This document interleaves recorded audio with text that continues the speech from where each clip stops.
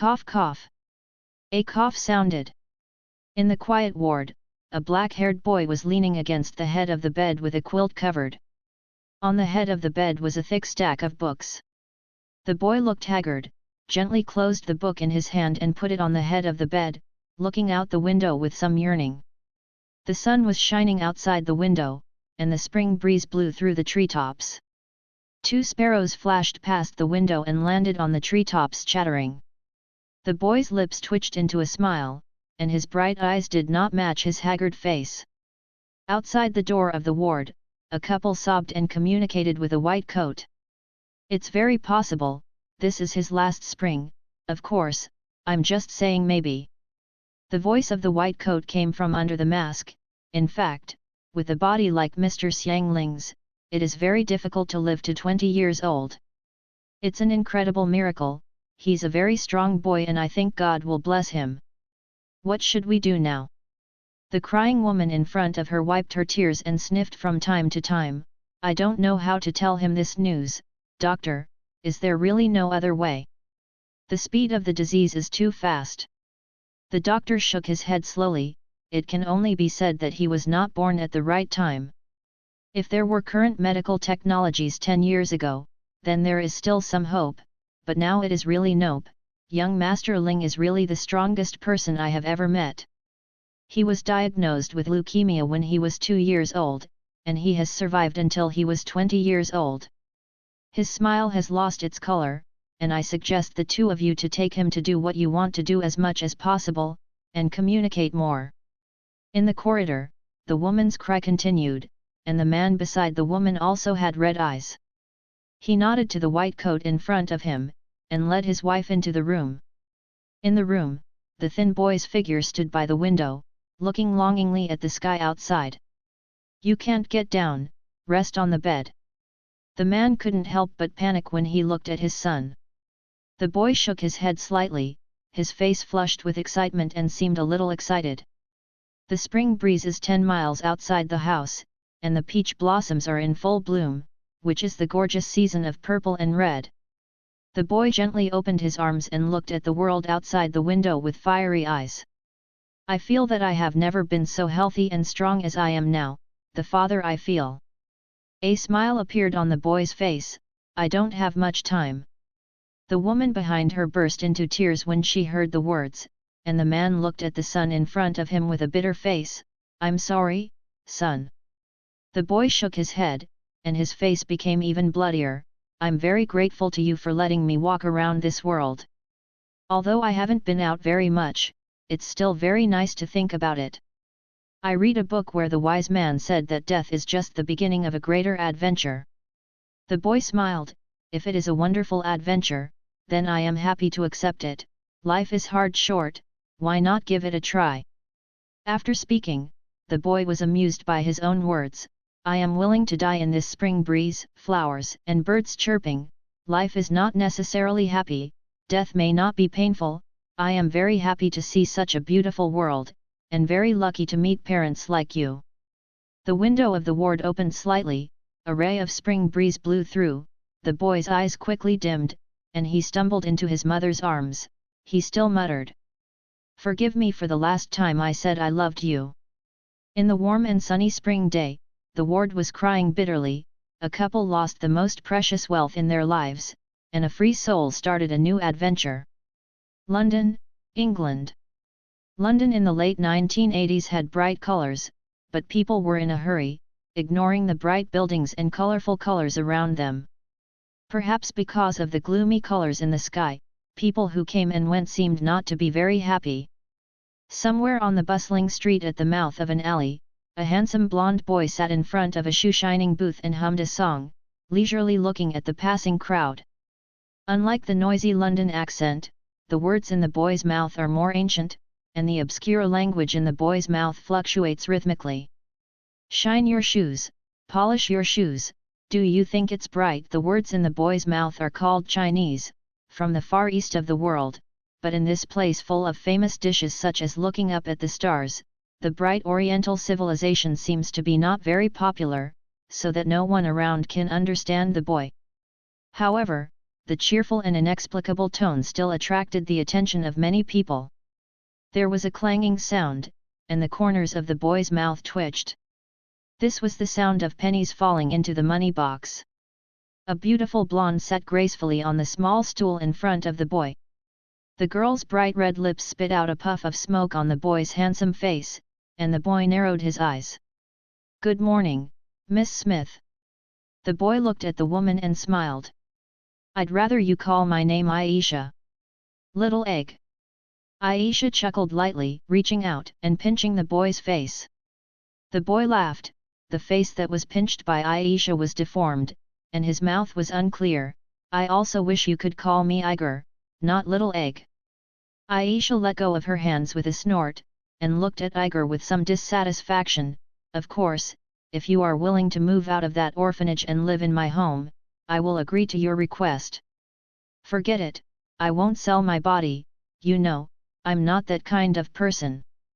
Iger touched his face shyly. "Iger Morrissey." Elsa took a deep breath and looked at Iger angrily. "Shine my shoes. You're wearing high heels." Iger spread his hands. "Then wipe that too." Elsa waved her hand unwillingly. "Okay." Iger tilted his head, picked up the towel draped over his shoulder and gently brushed against the woman's shoes.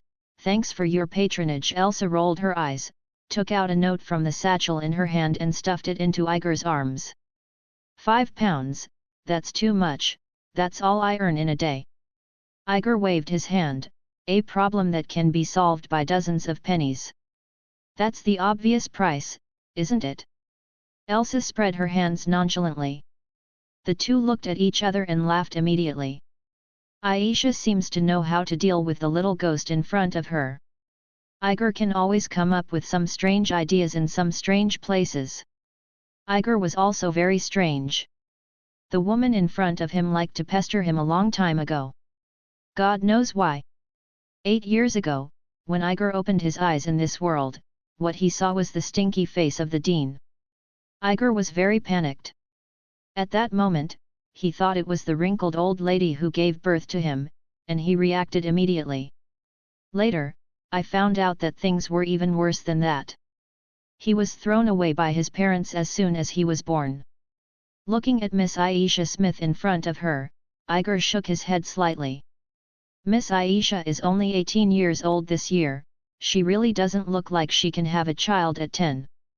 The beautiful woman in front of her has always been very kind to herself, and she even ran to the orphanage every once in a while, hoping to adopt her. But unfortunately, the old Dean once thought that Miss Aisha had ulterior motives and was afraid that she would sell Iger. In fact, unmarried single people are not allowed to adopt children, so Aisha has never been successful. As long as you take it, you can take it. This is the deposit. You will be my little lover in the future. Aisha smiled, got up and left Shiran. Iger was a little embarrassed.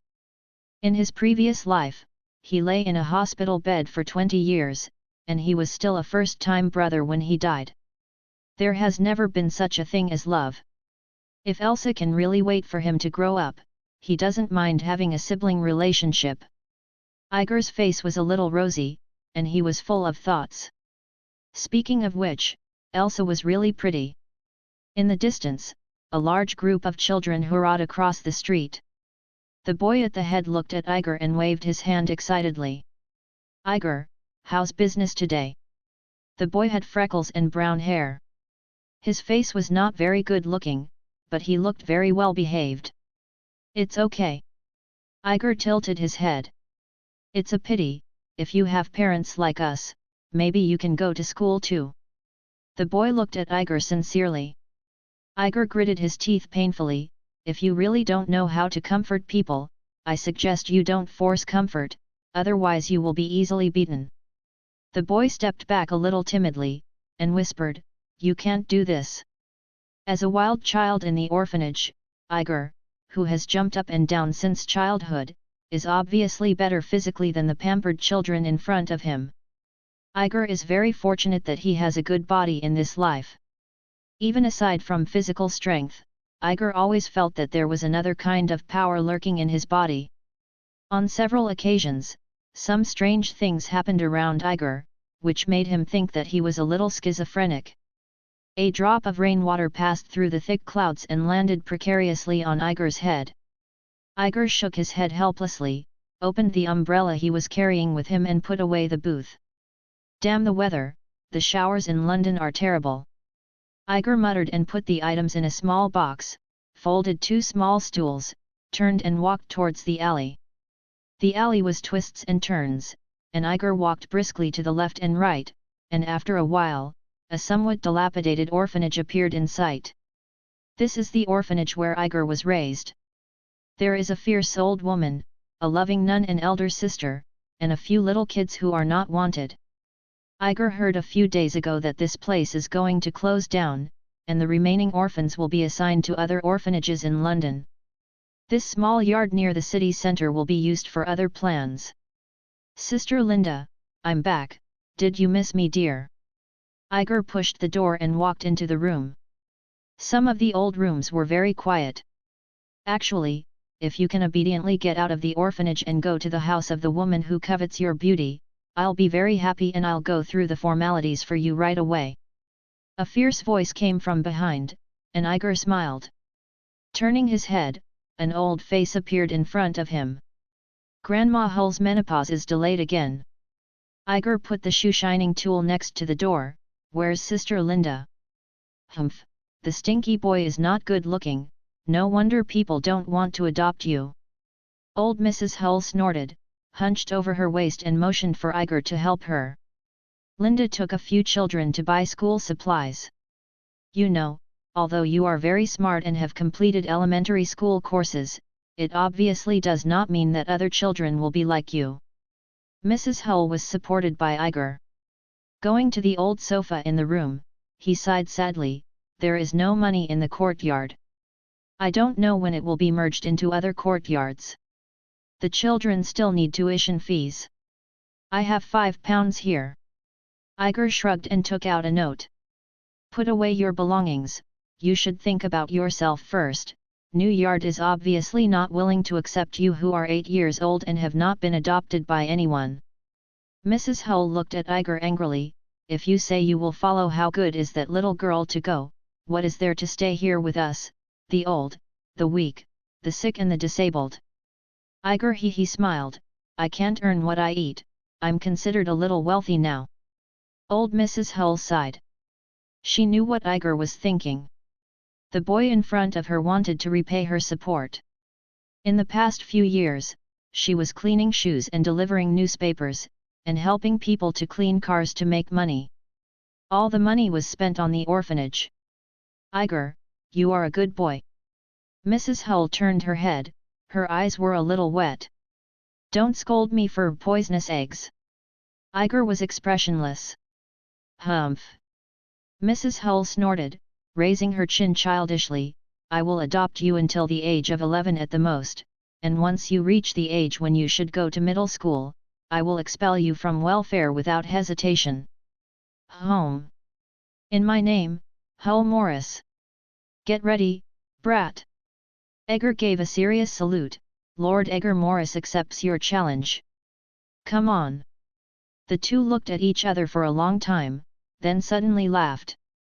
After a long while, Iger's stomach growled, and he squinted to look at Mrs. Hull, who was beside him. Iger flattened his mouth and said, Why hasn't Linda come back? Looking at the gloomy sky outside the window, Iger stood up worriedly, I'll go out and have a look, the rainy days in London are not too beautiful, in any sense. Go and come back quickly. Old Mrs. Hull glanced at Iger from behind the newspaper and said.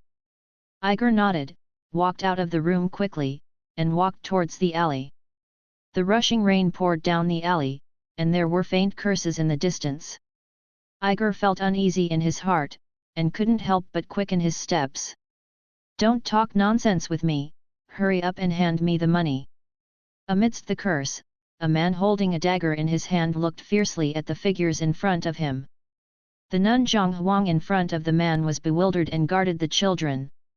Under the men's fierce threat, the children shivered. No, you can't do this, we don't have any money anymore, I have all the money on my body to buy books for my children. Linda's body was cold, and under the rain, the knife in the man's hand looked even more dignified. The fear did not last long. Reading www. At the entrance of the alley of uyugonshu.com, a thin figure dashed forward, a black shadow flashed in his hand. Iger jumped high, and slapped a brick on the back of the man's head. The man suddenly stumbled to the ground.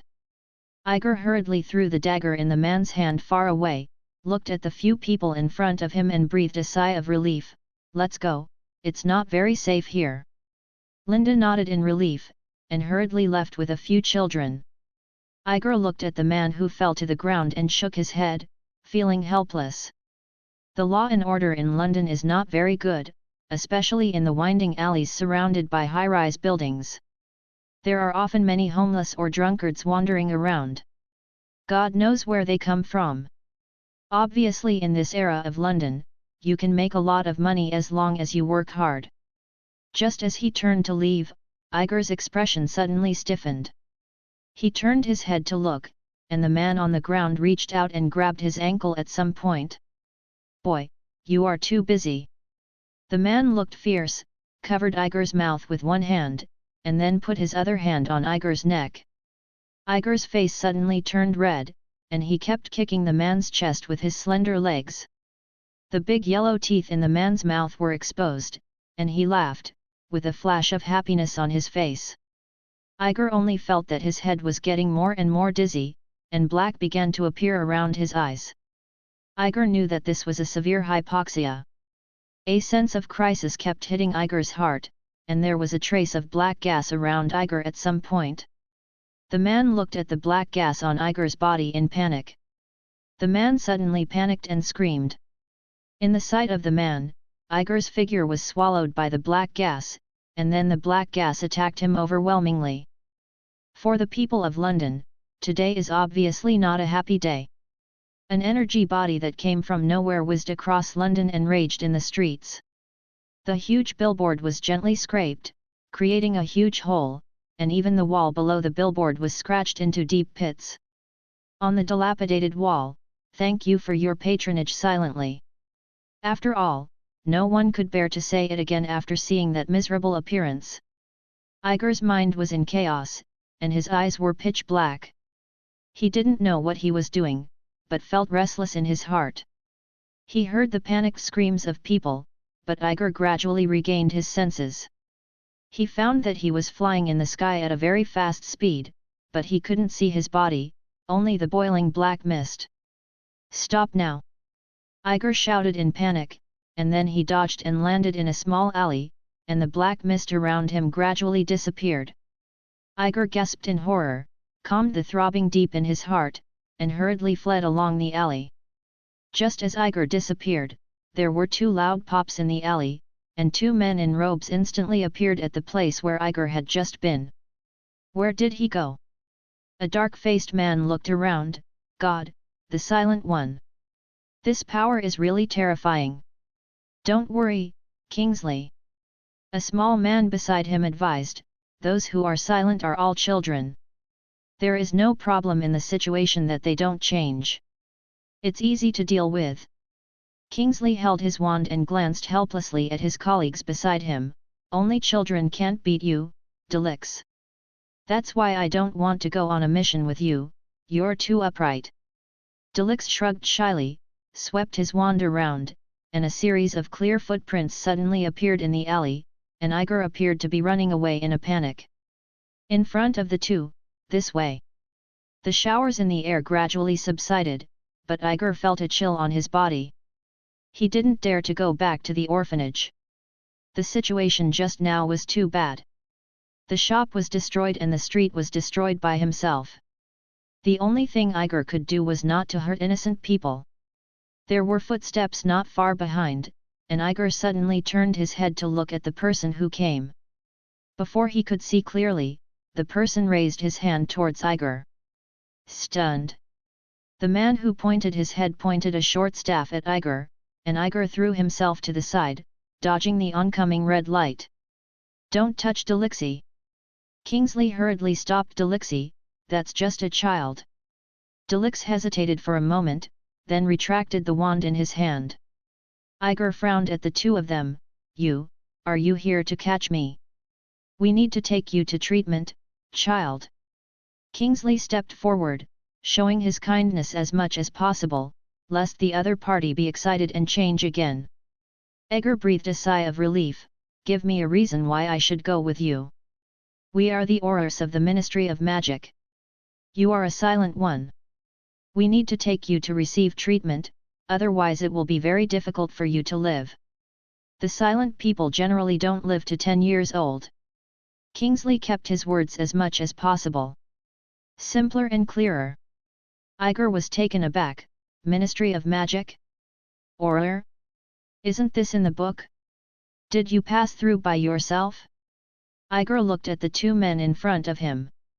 He was quite receptive, but he was still a little worried. You guys.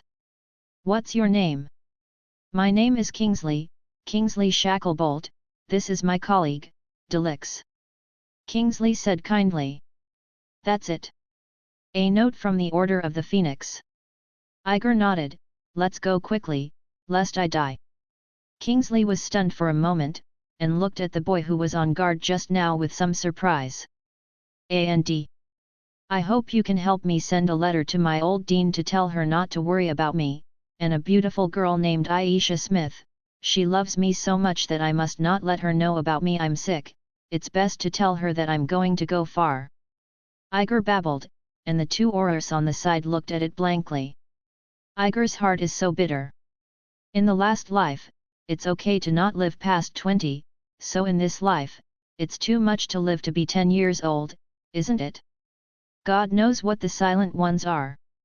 Didn't the previous life only come to the finale of the Deathly Hallows? Where did the silent ones come from? Harry Potter ate Harry Potter and his son who didn't live to be 10 years old? The name is a bit confusing. Kingsley looked at the boy in front of him, a little surprised by the other's calmness, and then stretched out his hand. Hold my hand, we need apparition. Iger nodded and put his hand on Kingsley's arm, and then a dizziness hit. Iger felt that he was deforming. It seems that after being squeezed, it was stuffed into the water pipe, and then swirled and flushed into the toilet. After the toilet was flushed, there was naturally a burst of fun, and then a glass showcase was staring at him gloomily in front of him. The statue inside was startled. Where is this? Iger turned to look at Kingsley. St. Mungo's Hospital for Magical Injuries and Injuries. Although it is a magic hospital, there is no way to treat silently. It can only be said to bring you to recuperate. Kingsley smiled. Your comfort is not very happy. Iger shook his head. What about your colleague? Dalaj? He has to go back to the Ministry of Magic to make a report. After all, you made a lot of trouble. You blew up all 6 streets.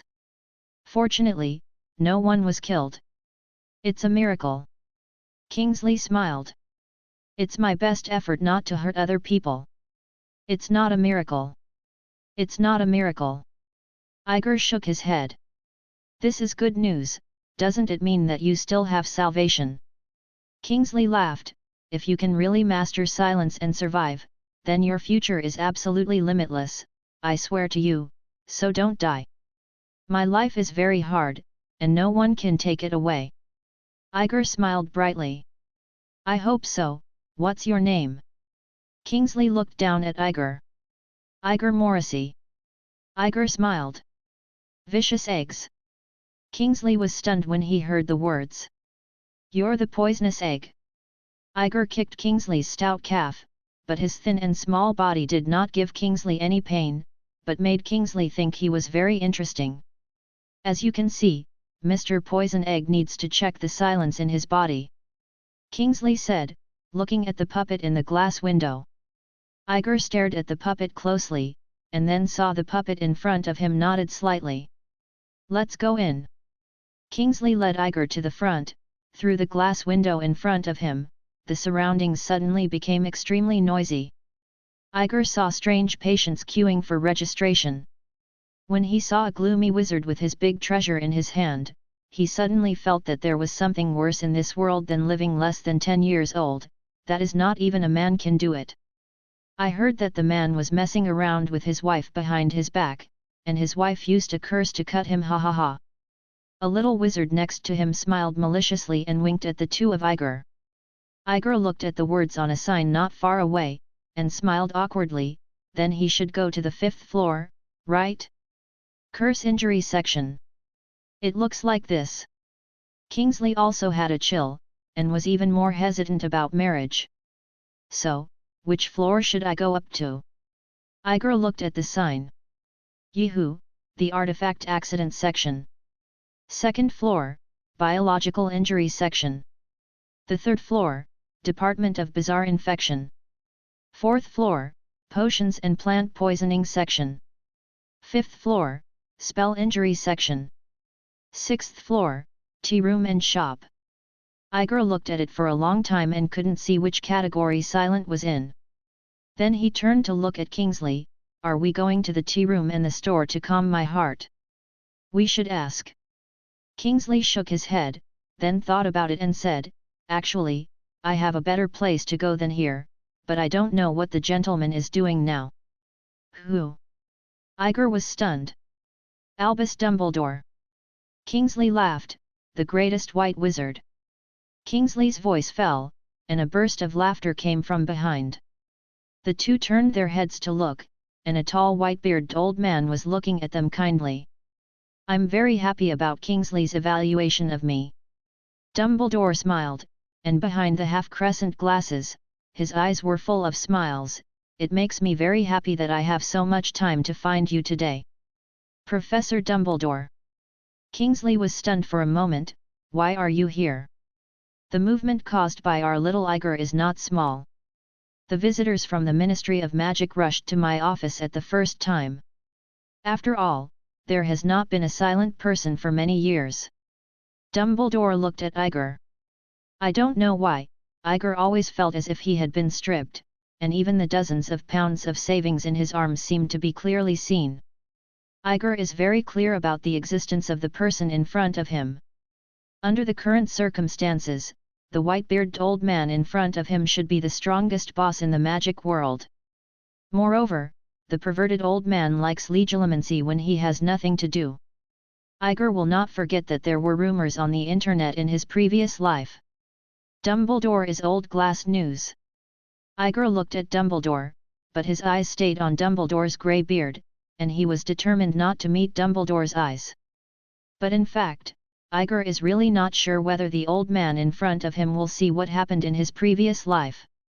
Even if he does, he may not do anything to a child like him according to the other party's temperament. Voldemort is unscrupulous, anyone can use it, but he still has emotions, and he hasn't reached the level of attacking an 8-year-old kid just because of a memory. Besides, he was probably a little kid who didn't live to be 10 years old. You really should have come to me, but fortunately, I also guessed that according to your nature, you will definitely bring him here first, Kingsley. Dumbledore smiled and motioned for the two to follow. Iger never thought that after he came into contact with the magic world, the first place he would go would be St. Mungo's, but fortunately, he couldn't stay in this morning place for too long, and several people left directly from St. Mungo's. Kingsley looked at Dumbledore. That's it, Professor, I think he should be better with you. In fact, I always feel that St. Mungo's doctors have been seeing doctors for too long, and their brains are a bit abnormal. You can rest assured, Kingsley, even without me, I think St. Mungo will actively treat Mr. Morrissey. Dumbledore smiled and waved his hand. Kingsley smiled and disappeared with a snap. In the air. Turning his head to look at Iger, who was holding a quail with his head down, Dumbledore waved his hand and disappeared with Iger's figure in an instant. A few seconds later, the two appeared at the gate of a huge manor. In front of the manor was a long train track. Iger looked at the train track in front of him in surprise. This was the Hogwarts Expressway. Then, Mr. Morris, let's go. Dumbledore smiled and led Iger all the way to the campus. When Iger saw Hogwarts Castle for the first time, he was very shocked. Iger didn't know whether to call it a castle or a castle complex. The rolling green hills surrounded the huge castle. Next to the castle was a vast lake. You could vaguely see the waves rising in the water, and occasionally a strange tentacle appeared. The guys in the lake welcome new students to school every year. The first-year wizards occasionally fall into the boat and are rescued by those guys and sent back to the boat. Of course, I'm not saying that the Black Lake is very safe, there are always some in this world. Then something comes up that we don't understand, doesn't it? Dumbledore's old voice sounded in his ears. Actually, as a master legilimency, of course, this may also be self-proclaimed, but I can still see that some people with secrets are covering me up, and at this point, Mr. Morris, you are not doing very well. Iger was immediately embarrassed when he heard this. I am now with the strongest magician in the world. He sees that I have a secret. What should I do? Waiting online, very urgent. Of course I won't forcibly spy on a child's memory, although I have great curiosity. Dumbledore comforted Iger and led the way in front. Although I can see that your secret is likely to be it's very important to me, even to the future, but I still don't plan to do that. I think this should also be the difference between a white wizard and a black wizard. Iger breathed a sigh of relief and silently followed behind Dumbledore.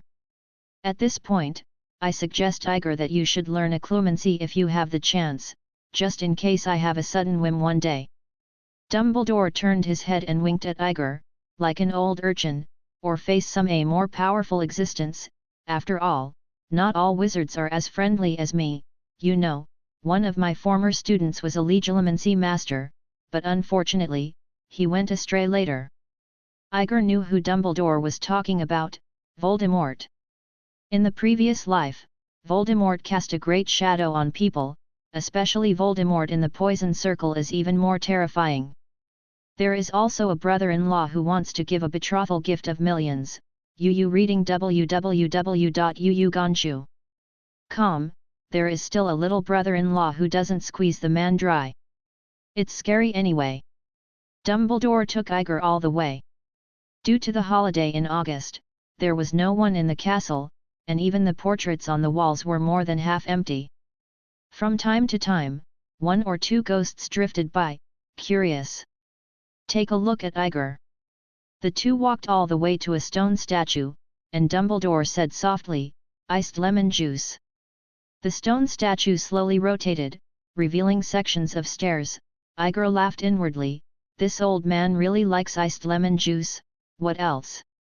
ZZB candy? I like that taste, it tastes great, although it may be a little irritating for the elderly. Dumbledore looked at Iger and smiled, and led Iger into the office. The large round room is very spacious, with portraits of past principals displayed on the surrounding walls. There are various silverware on a table in the office. Iger stared at the silverware on the table and imagined a silverware. How much can the device sell for? Maybe it can improve the living standard of the orphanage and help the stinky old lady tide over the difficulties. What to drink? Dumbledore looked at Iger. Raw watermelon juice, add some lemon juice, preferably less sugar. Iger said without hesitation. The voice fell, and the drink Iger wanted suddenly appeared on the table in front of him. In the delicate crystal cup, red liquid was rippling. Add some more ice. Iger tilted his head and reached out his hand to signal. A few ice cubes fell into the cup, splashing small splashes of water. Iger knew that there must be a house elf waiting by the side to listen to his orders, but Iger did not intend to harass him now. Compared to looking for the elf, his own life was obviously more important. I'll just have a glass of iced lemon juice. Dumbledore smiled kindly, and a cold drink appeared in front of him. Iger sipped his glass quickly, looking at Dumbledore from time to time. Neither of the two spoke first, and the room was quiet for a while. On a shelf not far away, a big red bird crouched on it. Iger knew that it was a phoenix. This thing can really be reborn from ashes. Why didn't Voldemort learn from the phoenix? I set myself on fire, eh? Feeling the coolness brought by the ice cubes, the uneasy feeling of panic just now slowly dissipated. Igor leaned comfortably on a back chair in the room, and sighed leisurely. As an 8-year-old child, you are much calmer than I thought. As an ordinary person, even as an adult, I don't think I can face the impending death so calmly. Dumbledore looked approvingly. Look at Igor. Igor smiled a little embarrassedly. In fact, I should be 28, and I have already died once. Professor, what are you going to do with this forehead on me? Silently. Igor looked at Dumbledore. Dumbledore smiled. That's it for now, how about staying at Hogwarts for a while? I don't quite understand what you mean. Igor was a little puzzled. Silence is controllable. I have seen this before. Dumbledore nodded. The reason why the silent person appears is mainly caused by suppressing the magic power in his body for a long time.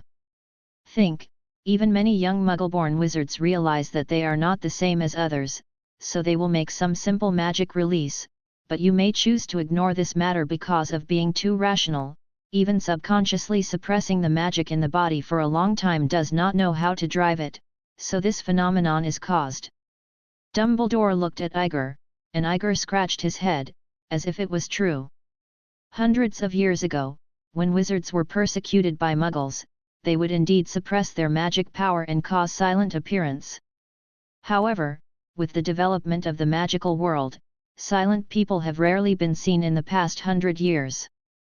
Dumbledore, shake your head. Then can I take this thing out of my body? Igor looked at Dumbledore expectantly. The only way is that when you die, it will come out. In a sense, it is a high concentration product of your magic power after compression and metamorphism. You can understand that. Dumbledore shook his head and said, but I think he's manageable, and I think you probably need a lot of willpower to control him. Did anyone control it? Professor. Igor looked at Dumbledore uncertainly. Dumbledore looked out the window with deep eyes. Yes, there is one. Immediately, Dumbledore turned his head to look at Igor. Most of the silent people recorded in history have extreme emotions, and it is rare to see such a calm person as you, so I think you may successfully learn to control silence. Of course, this also it will do you a lot of good. Dumbledore was a little lost, not knowing what to think. Like? Igor raised his eyelids. For example, inexhaustible magic power, or extremely powerful magic. Dumbledore nodded, but I have had the experience of oversight of students that led them to go astray, so I hope you will not let me down, Igor. Just take it as a request from an old man with half a foot in the ground. Dumbledore spoke very frankly, without the incomprehensible incomprehension when he was talking to Harry. Igor felt that this might be different from person to person, and he was obviously not the kind of person who could instill his will by mouth. Dumbledore. Leto would not fail to see. If the smartest person in the world is anyone, then Igor thinks that apart from Dumbledore, it may be Einstein, who has been dead for a long time.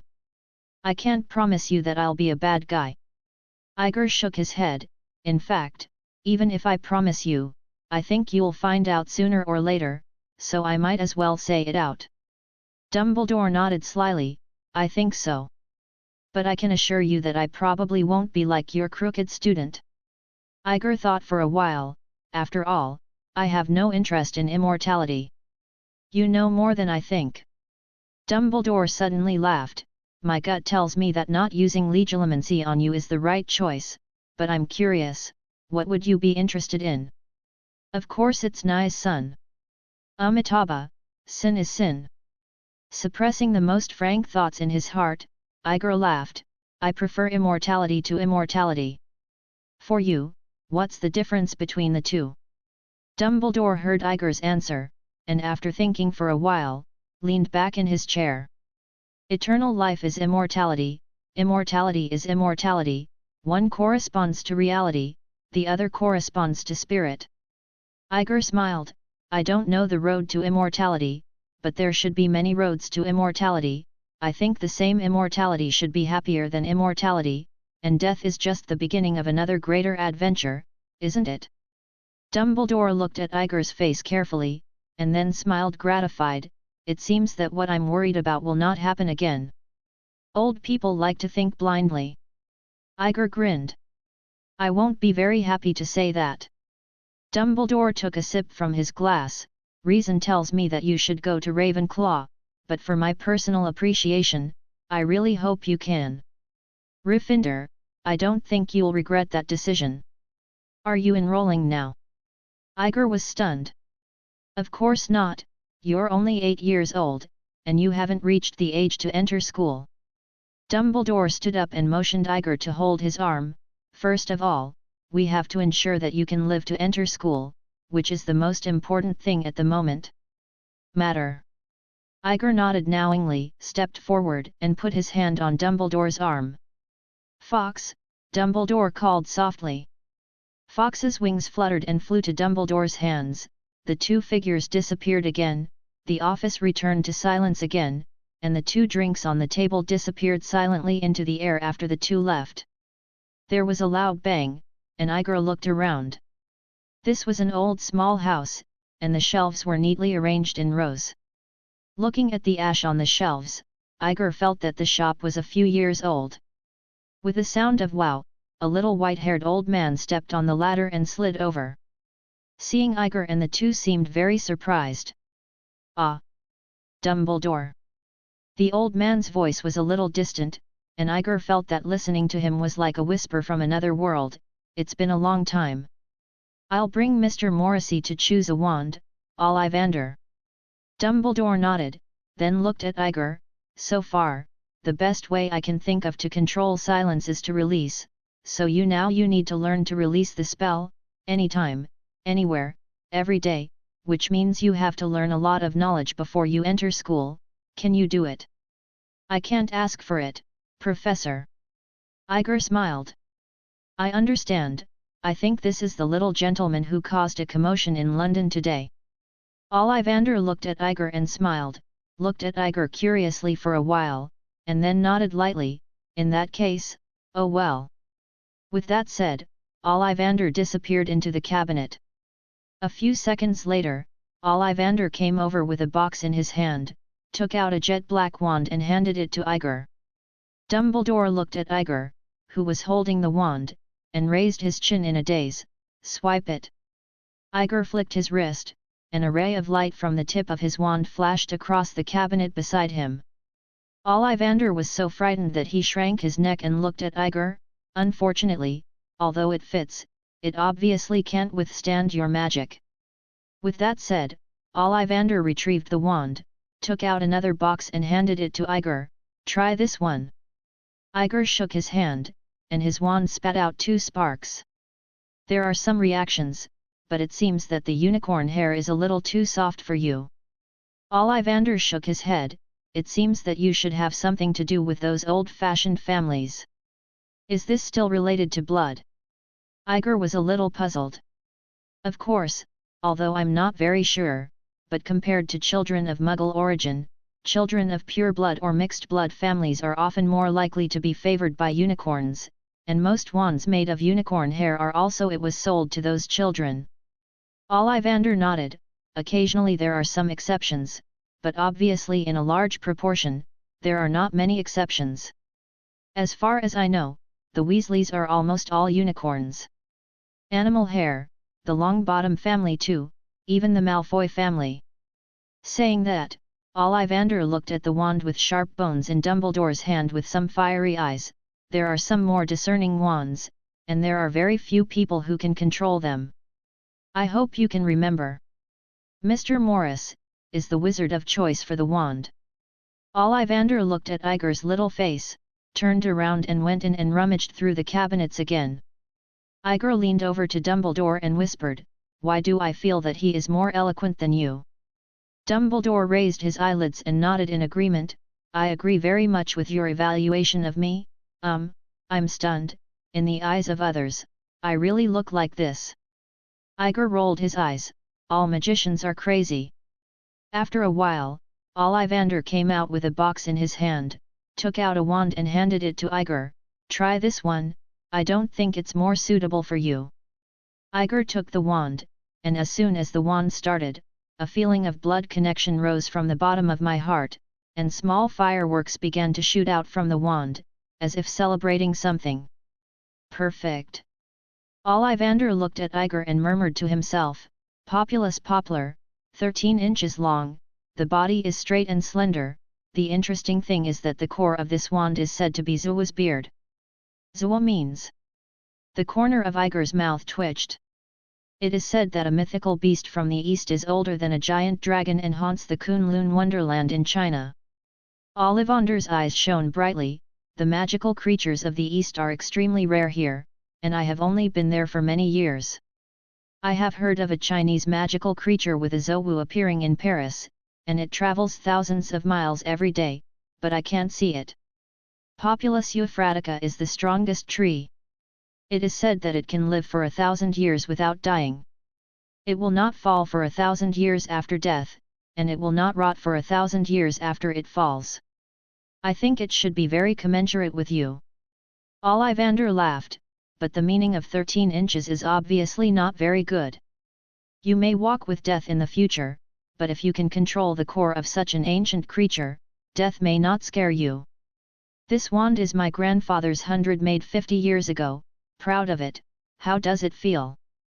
Iger nodded, not knowing what to express. It feels great. Watching Dumbledore pay Ollivander a pile of gold galleons, Iger swallowed. I think, this money shouldn't be repaid, right? Dumbledore looked at Iger. My student who went astray also took it for granted. Looking at Iger, who was somewhat helpless, Dumbledore laughed.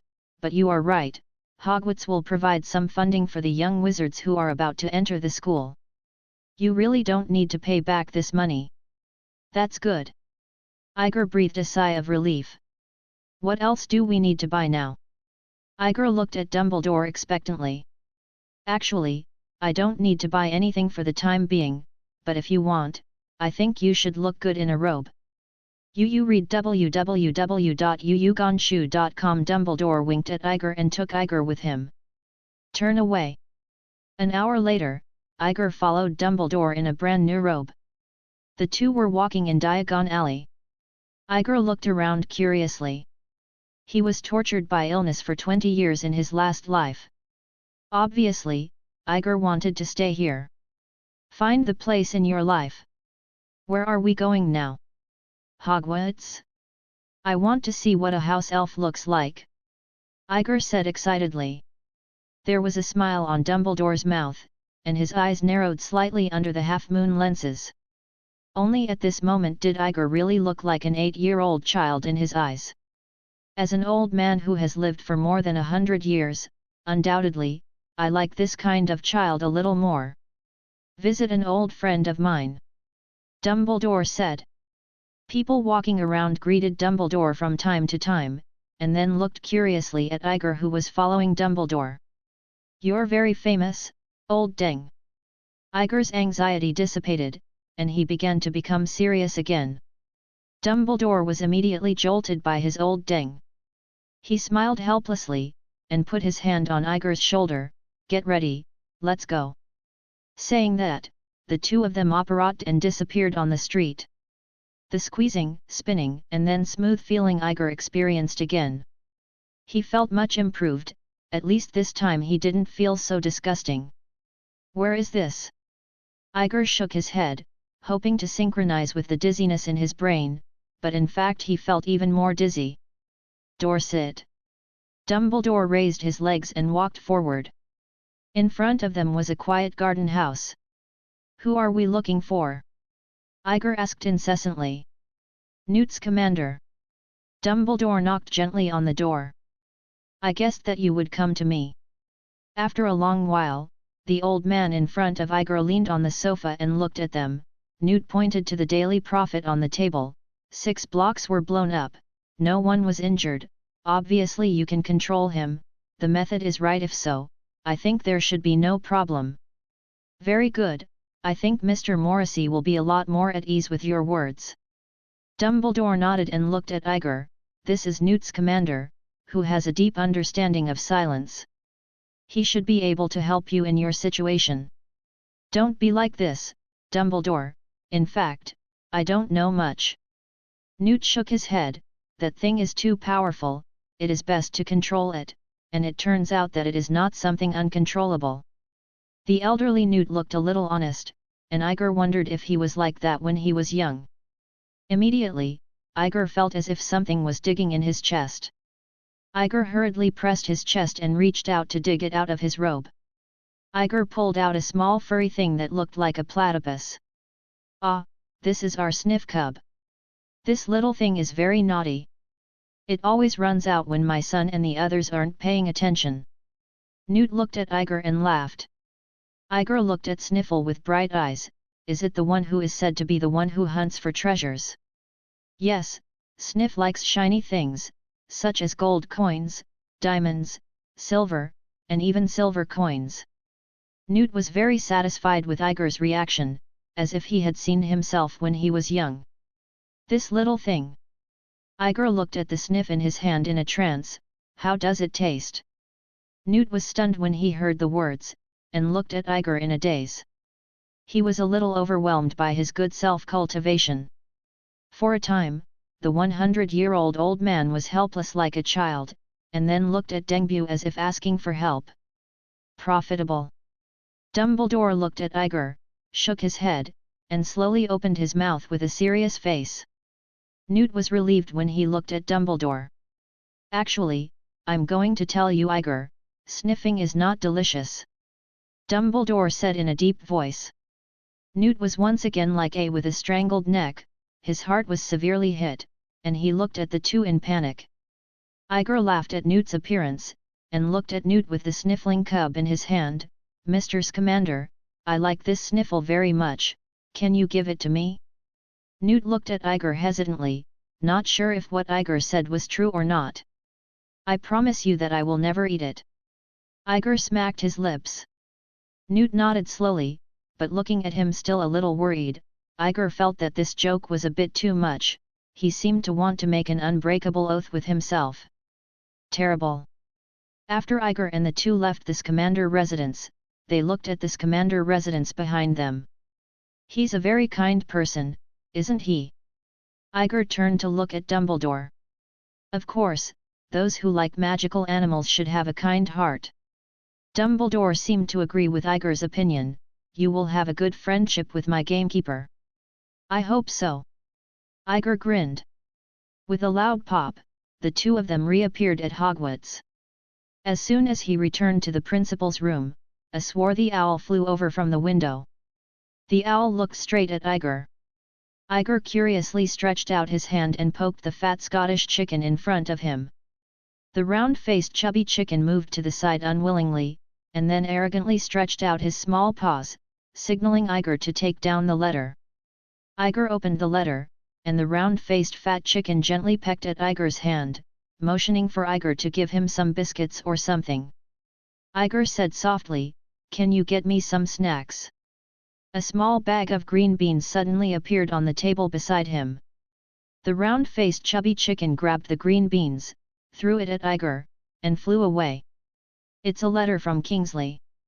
Iger looked at Dumbledore in surprise. He said he greeted the orphanage for me, and helped me inform Miss Elsa that Kingsley is such a good man. Old Deng.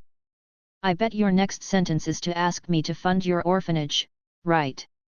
Dumbledore looked at Iger with falcon-like eyes. Iger's eyes flickered. It's agreed that there is no need for legilimency. To be honest, Iger, those thoughts of yours are not worth my legilimency. Dumbledore looked at Iger with some teasing. Iger was suddenly embarrassed. Is that okay? I'll feel at ease. I have no reason to refuse a kind request, right? No one will hate you like this, Iger. Dumbledore nodded affirmatively. It is a virtue to be grateful, and that student of mine came from a welfare institution like you. But he only learned to be selfish. In this case you can keep such a heart. To be honest, Iger, you make me proud, and I hope that one day, Hogwarts will be proud of you. So. Iger held his chin in thought. How much are you going to donate? Dumbledore felt as if his heart twitched, and what he just said seemed to be all in vain. 5,000 galleons, what do you think? Dumbledore looked at Iger. What about the conversion ratio? Iger thought it sounded like a lot. About 25,000 pounds. Dumbledore nodded. Iger pouted, being a wizard really has no way of making money. Dumbledore suddenly felt that he had been hit deeply in the knee. Dumbledore, the most powerful white wizard in the world, was despised by a child from a Muggle world. He was also ridiculed for being poor. In fact, at this time, the United Kingdom was in a stage of rapid development. Instead, there were some Muggle-born children in the school. Children from good families had a higher standard of living. 1 galleon is equal to 5 pounds. Although galleons are indeed very powerful in the wizarding world, in the Muggle world, the equivalent British pounds is obviously not enough.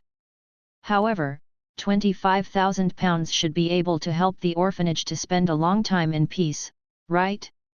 Maybe he should learn magic as soon as possible, and then go to the house of some Muggle rich to send him a message and forget it. I have to warn you, Mr. Morrissey. Dumbledore's expression gradually became serious as he watched Iger. Without the permission of the Ministry of Magic, harming and aggressive attacks on Muggles are illegal, and I don't want a future brilliant wizard to be locked up in Azkaban before enrolling.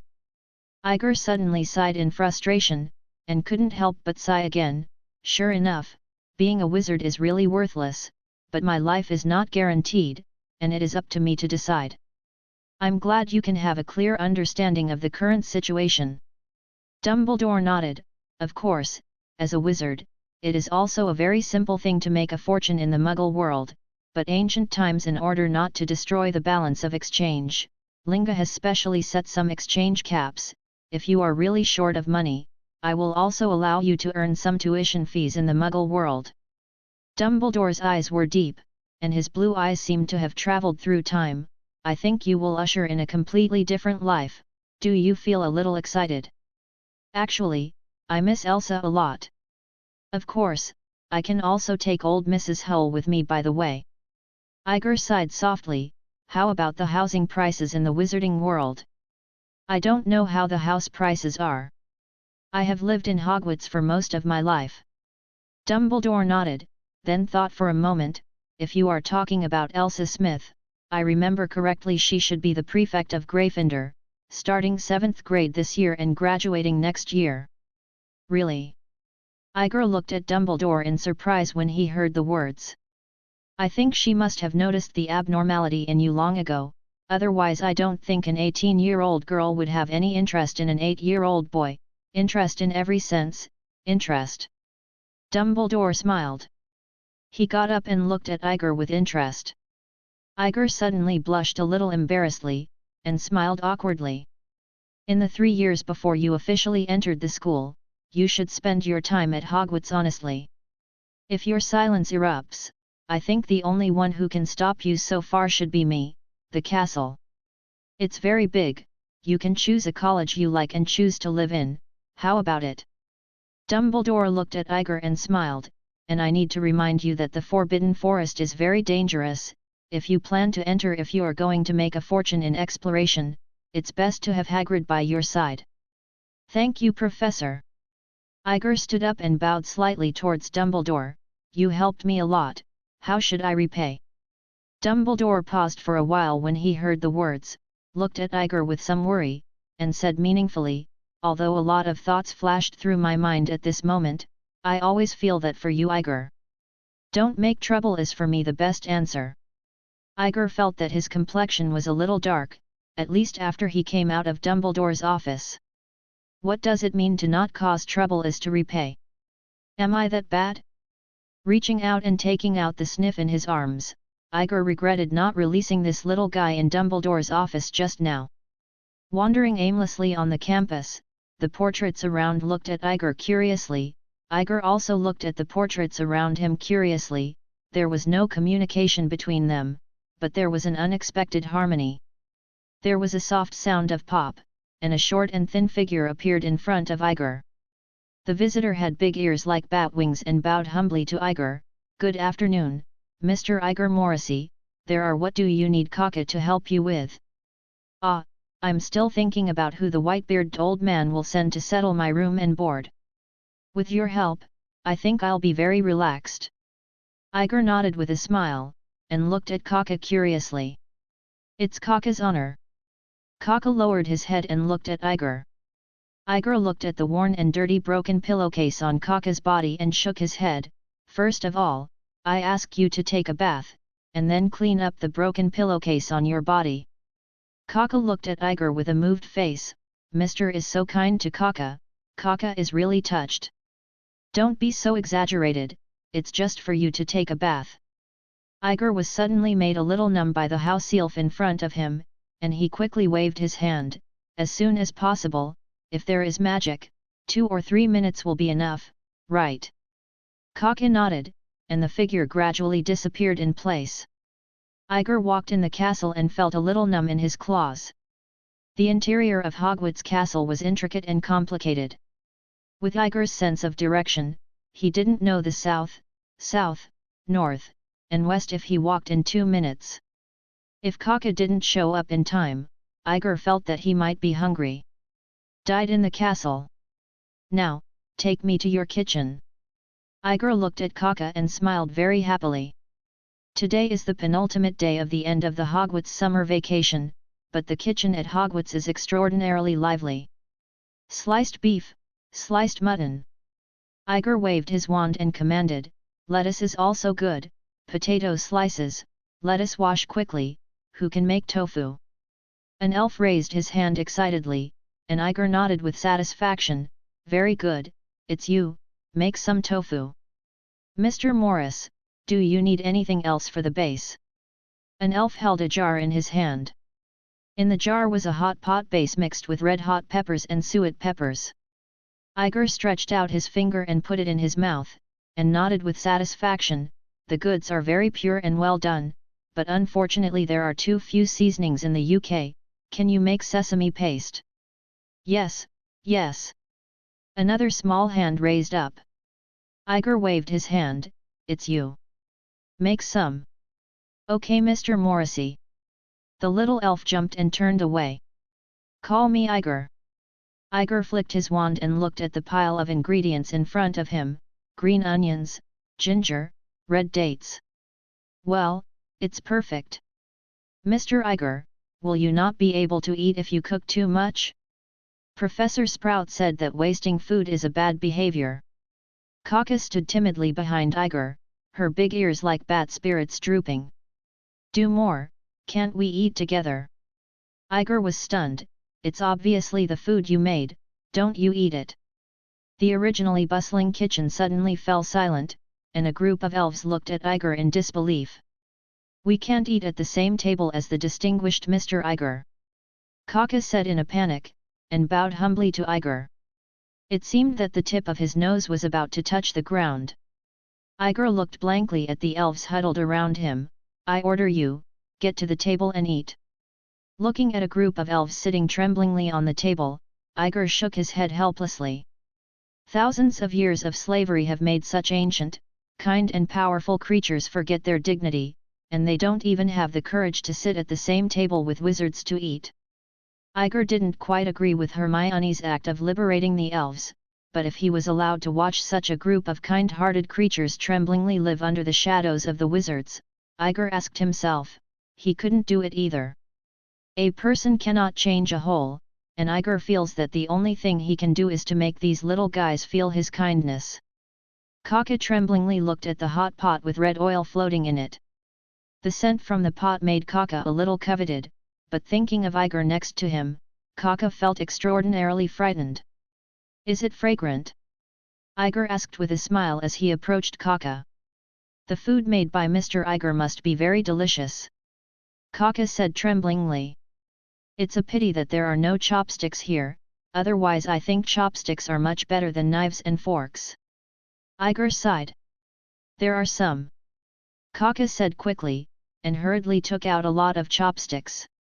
Iger's eyes suddenly lit up, and he laughed, I'll teach you how to use it. On the other side, in Dumbledore's office. Dumbledore sat on the chair and looked at the image made of smoke in front of him with interest. The image was exactly what was happening in the kitchen at this time. It seems that our principal has found a student who is very suitable for you. A greasy voice came. Dumbledore raised his head, and his wise eyes looked at a man in a black robe in the room. The long black hair on the man's head made him look a little gloomy. At this time, Snape didn't seem to be in such a bright mood. In fact, his mood was basically not very good. Unless Harry Potter hit the fire dragons with his broom, the dean would be 360 a year. For 5 days, it was the expression of eating shit. Nice kid, isn't it? Sif. Dumbledore smiled. Seriously, I'd love to try this kind of food Igor made, it looks good, but you know, it's on. Age is most afraid of eating these spicy things. Dumbledore thought about it with interest. Snape looked a little impatient. He always felt that if Dumbledore was not fighting at his age, it would be better to stay in a nursing home or a museum. So what do you want me to teach him? Snape looked at Dumbledore. 8-year-old children, even those who are silent, can't learn a few spells. Snape's meaning was obvious, he was helpless, just wait to die. I think there is an endless source of magic power like silent, and it's only a matter of time before you learn it. I thought you had the patience. Dumbledore looked at Snape. If you are patient, I think Professor Sprout's patience will be better, and Professor Flitwick is more reliable than me in terms of spells. Snape was a little impatient. But I need you to teach him occlumency. At least among you, your occlumency is the best. Dumbledore nodded. Snape's face darkened. If they are also walking on the edge of death, their occlumency will definitely be better than mine. So you agree? Dumbledore smiled. Snape's face was gloomy. I don't have a choice, do I? Dumbledore spread his hands innocently. I didn't force you, and one more thing, don't check his memory when teaching him, can you do it? Then how do you want me to teach it? Is it according to the script? Snape was almost in a hurry. Compared with Dumbledore's statement, the difficulty seemed to be similar to that of letting him eat with his feet. Take your time, we have time. At present, we have at least 3 years to prepare. Dumbledore gave Snape a meaningful look. God babbling. Snape looked at Dumbledore for a while, then turned and left with a greasy long voice. As far as this evaluation is concerned, I think you have a very common language. Dumbledore smiled and said towards Snape's back. Snape froze, then quickened his pace and left. Double toil and trouble. Don't be afraid to work hard and not be afraid of trouble. Fire burn, and cauldron bubble. The boiling foam in the kettle has become a storm. Something wicked thighs way comes. The wicked must come. Igor stood on the long kitchen table, with his wand in his hand guiding the elves, and a group of elves around the table sang happily. This song is the one that Professor Flitwick directed his students to sing in the third film Prisoner of Azkaban. Just now, when Igor asked who could sing, he proposed this song. It seems that everyone basically sings. After all, having lived in Hogwarts for so many years, there is no reason not to sing. Fortunately, thanks to Igor's tossing and turning, the little elves in front of them seem to have lost the restraint they had at the beginning. Although they are still very humble towards themselves, their eyes clearly reveal their closeness. Thank you very much, Mr. Igor. Kaka bowed deeply to Igor excitedly, and Igor took him aside with a helpless expression. Don't you usually do some activities? Igor picked up a piece of mutton and put it in his mouth. The taste was not bad. The elves looked at each other and seemed a little surprised by Igor's words.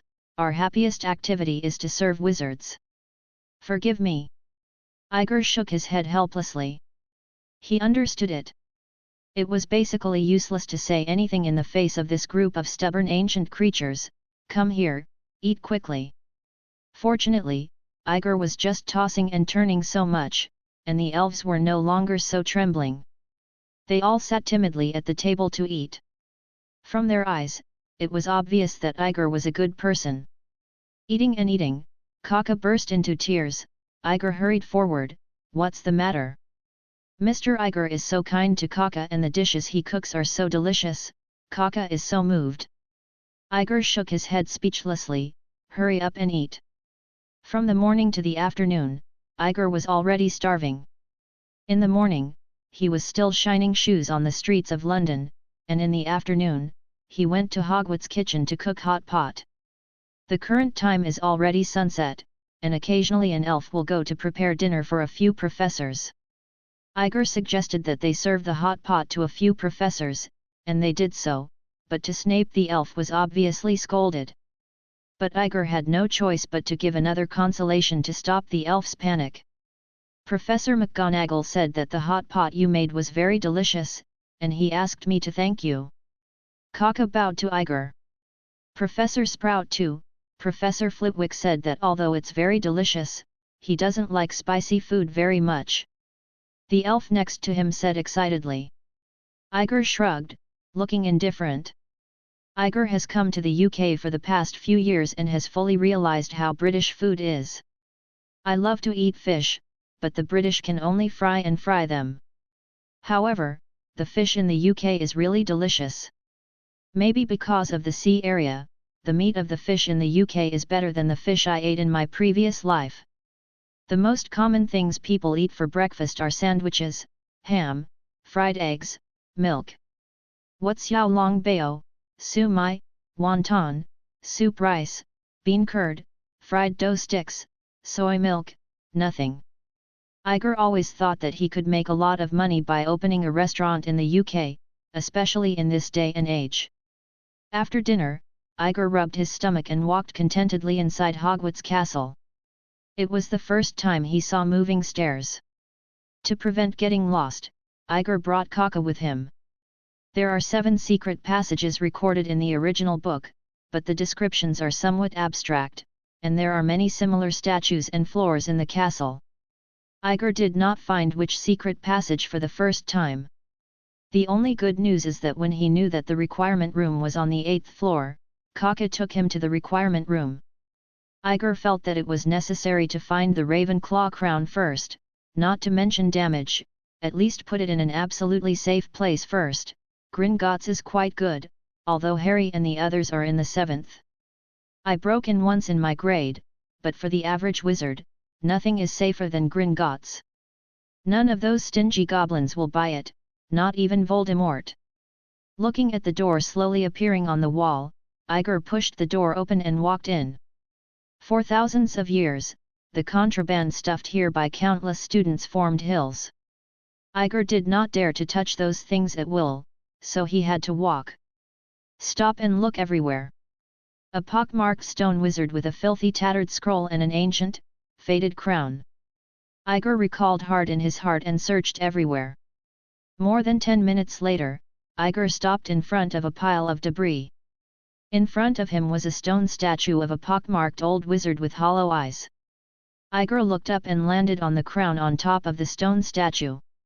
Iger felt that his breathing was a little heavy, knowing the location is one thing, finding it is another.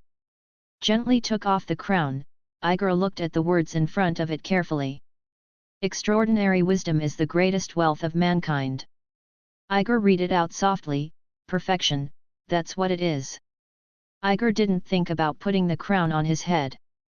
He knew that once he put the crown on, something strange would definitely want to enter his brain. Holding the crown, Iger left the request room and let Kaka lead him towards the principal's office. Good evening, Iger, are you here for some bedtime readings? In the office, Dumbledore sat at the table, looking at Iger behind the half-moon lens. I just found a very interesting thing and brought it to show you. Iger grinned. With that said, Iger put Ravenclaw's crown on Dumbledore's desk. Dumbledore looked at the crown, and his eyes slowly became serious. Extraordinary wisdom is the greatest wealth of mankind. Iger read, looking at your expression, I obviously found something incredible. Dumbledore nodded, that's right, very incredible. Saying that, Dumbledore put the crown in the drawer, stood up and looked at Iger carefully, but still did not use legilimency. I have to say, Iger, you are more mysterious than I thought, even though I really want to give you a legitimacy, but my gut tells me I shouldn't do that. Igor shrugged. He didn't care if Dumbledore would know his origin. What would he know? Can you kill yourself? If he did, obviously he wasn't Dumbledore. It is difficult for you to evaluate a person like Dumbledore. He can use anyone, including his own life, to kill Voldemort. In fact, if necessary, even to save the next person, Dumbledore wouldn't begrudge his own life. He was a real Gryffindor after all. A guide who can think that love is the most powerful magic. Igor does not think that the other party is really a bad person. He is just too rational in some things, and even calm is too scary. Such a person will always make people afraid. He is not a good person in the pure sense, nor can it be said that he is a scheming bad person. If Igor really wants to evaluate him, Igor thinks that he is a very great person. I'm really not worried now that you will be like Igor, my student. Dumbledore looked at Igor with probing eyes, but I personally think that you are a bit like a friend of mine. Looking at Igor's somewhat unclear gaze, Dumbledore smiled. Compared to him, my student is just a junior who is greedy for life and fear of death. Igor thought for a while. Dumbledore should be talking about Grindelwald. Although Igor hadn't seen where fantastic beasts were when he was traveling, he had seen Grindelwald's name more than once. Igor, what do you think of Muggles? Dumbledore looked at Igor. Igor didn't know what Dumbledore was thinking, but he still said, no idea, but compared to Muggles, the magical world is simply too poor. Igor said, and then nodded again to confirm, too poor. But we have powerful magic. An old man with a hat on the wall portrait waved his hand, obviously not agreeing with Igor's words. Professor, have you heard of the atomic bomb? Igor grinned and said, do you know about the nuclear peace policy? Dumbledore nodded decisively, clearly agreeing with Igor's words. Of course, I think that although Muggle weapons are very powerful, it is not inevitable. Igor spread his hands. As long as you give them a confusion charm before they launch their nuclear bombs will fall on their heads. And the caster only needs one more apparate. I don't think a war with Muggles is a good thing, but if there is a war, Muggle weapons may be very dangerous, but before the wizards' powerful mobility and endless means, maybe the war has not yet begun. The upper class of Muggles is all controlled by wizards, I think. Although such high-level wizards are not common, they are definitely not rare, right? Of course, at least each of the Aurors in the Ministry of Magic has such basic abilities. The development of the magical world has existed since the beginning of human society. Dumbledore nodded. Besides, a place like Hogwarts will definitely have protective magic, let alone a war. Whether the other party can find it or not is a matter of choice. Many half-blood wizards or Muggle-born wizards live in Muggle society. It is unrealistic that there might be a war. Igor shook his head. Wizards and Muggles can only coexist. Even if the wizards are destroyed, sooner or later, there will be children with magic in this world. The way to defeat the enemy is never to destroy the enemy, but to understand the enemy. Igor looked at Dumbledore. Of course I will not regard Muggles as the enemy, because for wizards, Muggle girls are better to lie. Igor stood up and looked at Dumbledore and bowed slightly. That's my opinion. Reading www.yuyugonshu.com is such a professor. I should also go back to my room to rest. Good night. Dumbledore looked at Igor approvingly and nodded slightly. As if remembering something, Igor said quickly, I think there should be more than one thing. I suggest that you better collect them all before destroying them together. Dumbledore nodded, put his fingers crossed on the table and looked at Igor carefully. So, how many do you think there should be? Igor grinned. 7 is a very magical number, isn't it? I think so. Dumbledore smiled. Then, good night. At night, Igor lay in the Gryffindor Tower for a long time, unable to sleep. Why Gryffindor? Because the question raised by Ravenclaw's bronze door knocker is so up. Igor is unlucky. The Dark Raven didn't ask himself which came first, the chicken or the egg, the fire or the phoenix, but I asked myself a very tricky question, but Iger didn't answer it. Hufflepuff didn't know where, and Slytherin Iger didn't want to go. Too many things happened in one day. First it became silent, then I met Auror Kingsley from the Ministry of Magic, and finally I was sent to Hogwarts.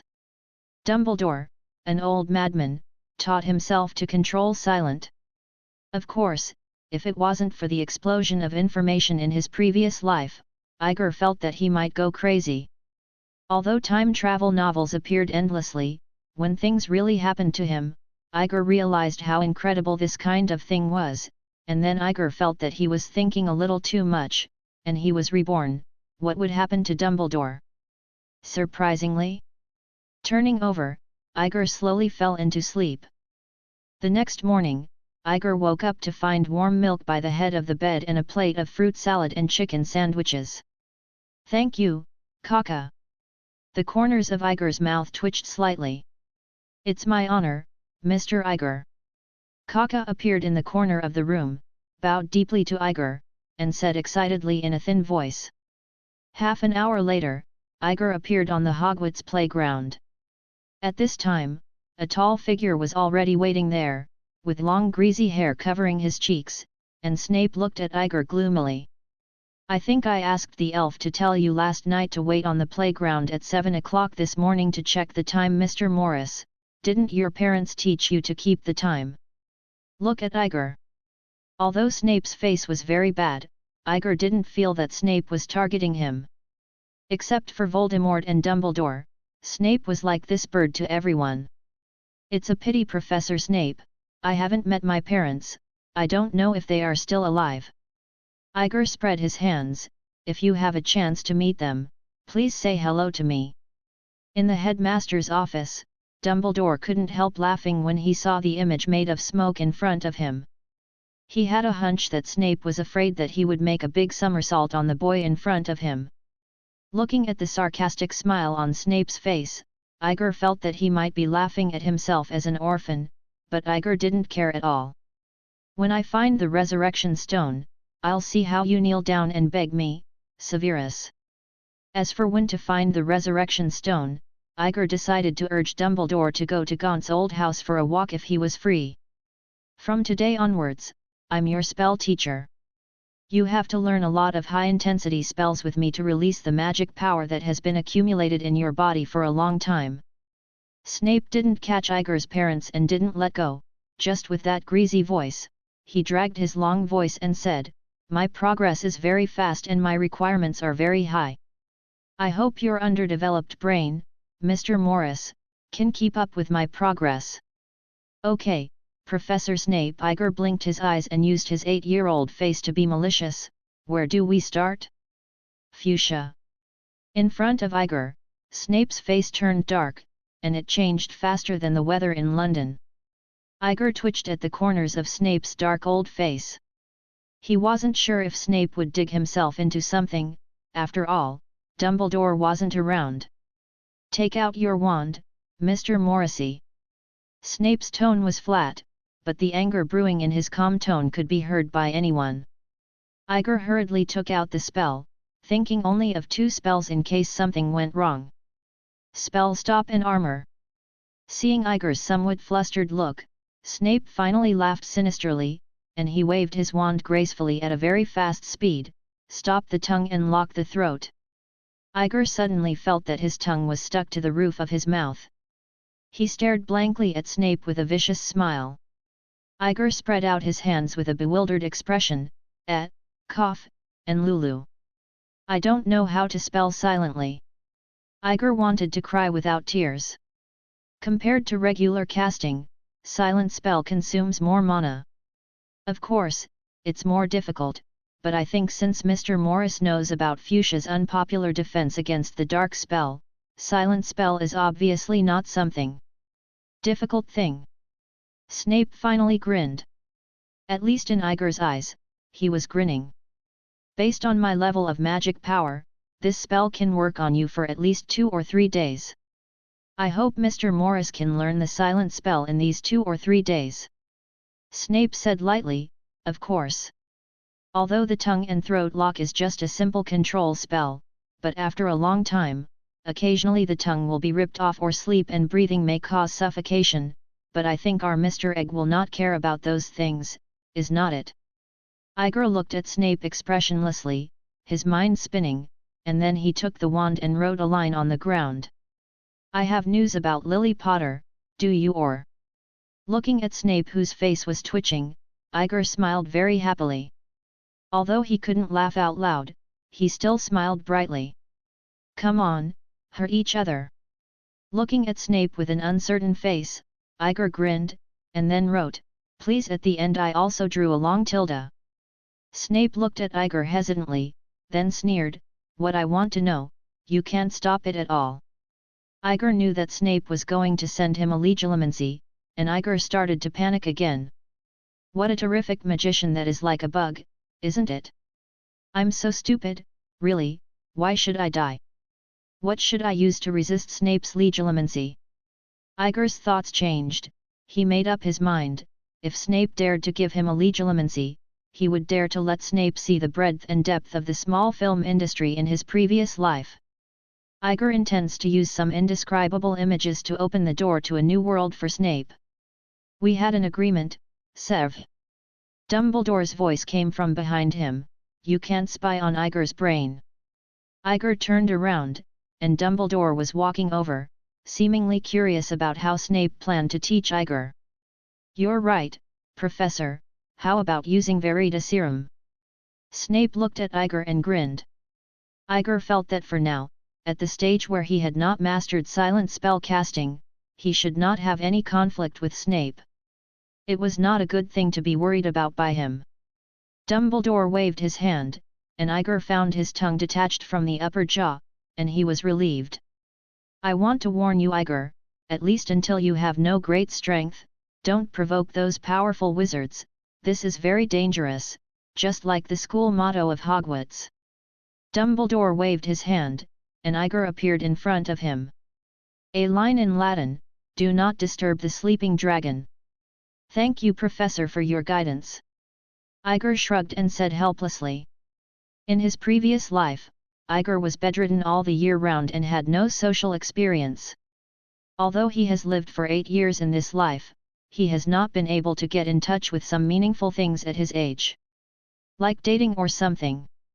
The mentality of people who have lived in childhood in both lives is obviously more naive than others. Similarly, Sev, I suggest you not to pry into Iger's brain. Sometimes knowing too much is not a good thing, can you promise me? Dumbledore looked at Snape.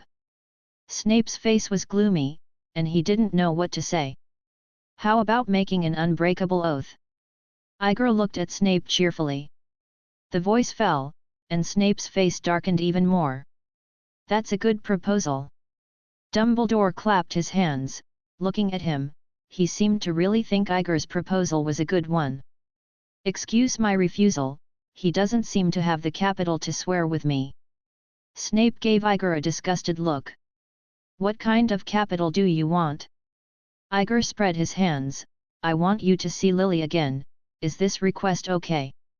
The voice fell, and Iger felt that he just saw a light in Snape's eyes, and he suddenly felt that his scumbag had to be corrected. Half an hour later, Iger looked at the strands of golden light wrapped around his hand and wanted to cry without tears. Remember your words, Iger. Snape gave Iger a deep look. Iger's grin is more ugly than crying. It's also beneficial, isn't it? At least Snape wasn't as exclusive of himself as he had been at first. Although I hate it a bit, I have to say that Snape is indeed a well-deserved great magician. Whether it is black magic, defense, or potion making, Snape is obviously much stronger than ordinary wizards. The two made an unbreakable oath. Snape swore that he would never take Iger's memory in any form, to ensure that Iger's memory would not be spied on by others, and that what Iger wanted to learn, as long as he knew it, all. With all the money, the potion that Iger asked for at any time, as long as Snape had it, must be provided to Iger. And what Iger established was to let Snape see Lily again, no matter what state Lily was in. As far as fairness is concerned, Igor took advantage very much, and Igor knew that this was what Dumbledore won for himself. "Thank you, Professor Dumbledore." Igor bowed slightly towards Dumbledore. Dumbledore smiled, turned Chiron and left. "Whether it's a genius or a lunatic, we can't guess what they think, right?" Severus Igor looked at Snape with a smile. "Just a few seconds ago, you were thanking you for being a lunatic," Snape said with a stern face. "Also, call me Professor Snape." Igor shrugged and started to learn magic from Snape. The first spell that Snape taught Igor surprised Igor. Looking at the dough flying in the air, Igor felt that Snape was really a lover. Aside from selfishness, gloomy mind, not washing hair, digging into the horns, and rummaging through the small intestines, Snape is not useless. "Intuition tells me you're thinking of bad things." Snape glanced at Igor. Calling God's Guard is undoubtedly a very mana-consuming spell, and the release requirements are also simple. Just be happy. I think being happy should be the easiest thing for a kid your age. Snape walked to Igor's side and waved his staff. "Follow me, Guard. Call God Guard." Igor's wand shook, and the tip of the wand was full of silver light. Snape glanced at Igor's wand with disgust. "Obviously you didn't think of anything happy. It's better to say that you didn't think about anything. Your brain was eaten by you mixed with red pepper last night. Is it? One more time, God Guard." Snape shook his wand impatiently. Igor was a little tangled. He didn't know what kind of thing was happiness. The meaning of happiness was too broad. It was the first time in a previous life that you saw a small movie and opened the door to a new world? The tip of the stick flickered fluorescently, and the white on gradually spread, but it was only a barrier. When he died. Although sad, there is an inexplicable emotion. The wand in Igor's hand vibrated violently, as if something was about to come out of it. "Celebrating your birthday with Mrs. Hull and everyone in the orphanage?" "My birthday is the day old Mrs. Hull found her." Snape stood silently beside Igor, and there was a hint of disbelief in his eyes. Can an 8-year-old kid release the patroness charm for the second time? When Miss Aisha proposed to adopt her? Or came to this wonderful magical world? But those are not important anymore. Igor now feels that something is coming out of the wand. An array of silver light stings the eyes of the two of them slightly. Igor opens his eyes again, and a silver kitten surrounds him. From time to time, he rubbed his trouser legs. "Obviously, your talent is not bad." Snape slapped his face and turned to leave. "Today is the patroness charm, you can't chew too much." The robe moved around like the wings of a big bat, and Snape left aggressively. Igor pouted, crouched down and teased the kitten in front of him. His fingers touched the cat's chin. Igor could feel an inexplicable warmth. Igor was a little surprised. The patroness has an entity. That is to say, not only against Dementors, but sometimes they can also do something for themselves. For example, sending a letter or something. Remember who did this in the original book? In the headmaster's office, Dumbledore was standing in front of a complicated and beautiful shelf with small silver bottles on it. "His talent is very good." Snape walked in. "At least I couldn't release the patroness at his age. I just wanted to consume more of his magic power. It turns out that some people are always better than imagined, aren't they, Sev?" Dumbledore turned around, unable to see his eyes under the silver lenses. "He has clues to the future." "You said, he knows our future, Dumbledore." Snape looked at Dumbledore eagerly. "I know what you're thinking, but I advise you to let go of that thought." Dumbledore glanced at Snape and said softly, "I think although I'm old, I'm not old enough to be confused." Since he knows, then he knows what to do when and what to do. I might as well say that, Igor is the one who sees the story most thoroughly. Dumbledore looked at Snape's eyes. "We have emotions, we are in a situation, so when we encounter things, it is difficult to make the right decisions. But for Igor, it's very simple." Dumbledore brushed an instrument with his palm, the smoke rolled, and the scene of Iger frantically releasing the Patronus on the playground appeared in front of the two of them. Snape glanced at Iger in the picture. "I hate him, weak and noisy." Dumbledore shook his head slightly. "It is because of weakness that you become strong. As for the noise you said, I think it's very interesting to chat with him. He is the first child who dares to call me Old Deng. He was also the first kid who dared to call me by my name." Snape was still disgusted. "The Dark Lord will definitely like this lawless kid. But he won't necessarily like Voldemort, I'm sure." Dumbledore smiled and stuffed an envelope into the drawer. "Why?" Snape retorted. "According to my investigation, that child particularly likes beautiful women and is not very interested in men." Dumbledore laughed. "It's naughty. If it's not a beautiful woman, he will even make fun of his own grandmother. Obviously you are not the first to be teased. Rude child, I hate him even more." Snape turned to leave. Looking at him, "Sev, I don't think he hates you." Dumbledore's voice sounded behind Snape. "Although it's not the first, I think he should be the third. I'm looking forward to it. What a difference this little egg will bring to you, Sev.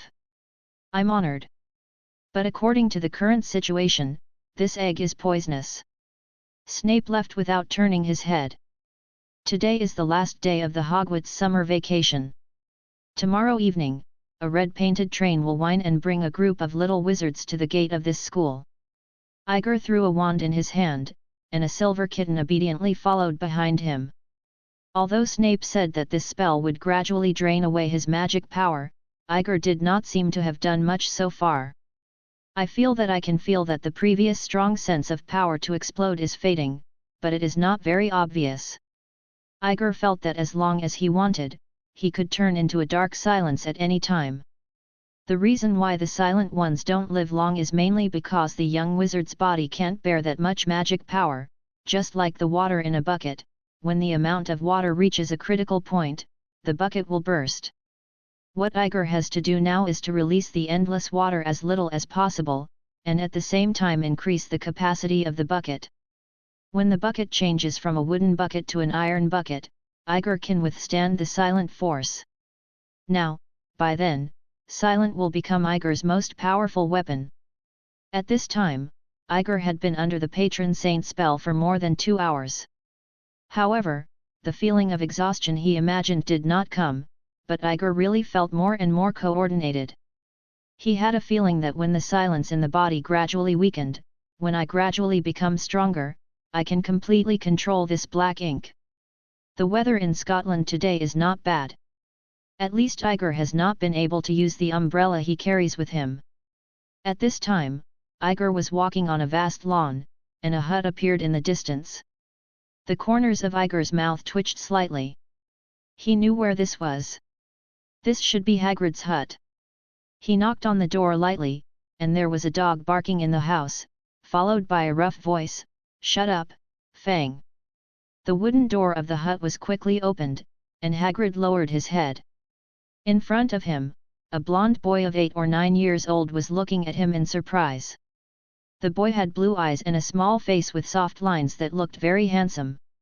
"Ah, hello, I think you must be the Iger that Professor Dumbledore said, right?" Hagrid looked at Iger and smiled. "Hello, Hagrid, Edgar Morris." Edgar held out his little hand.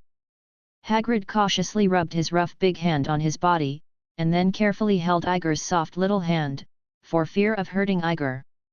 "Rubber Hagrid, it's nice to meet you. Come and sit in the room." Hagrid turned to his side and motioned for Iger to enter the room. Iger walked into the house and looked around curiously.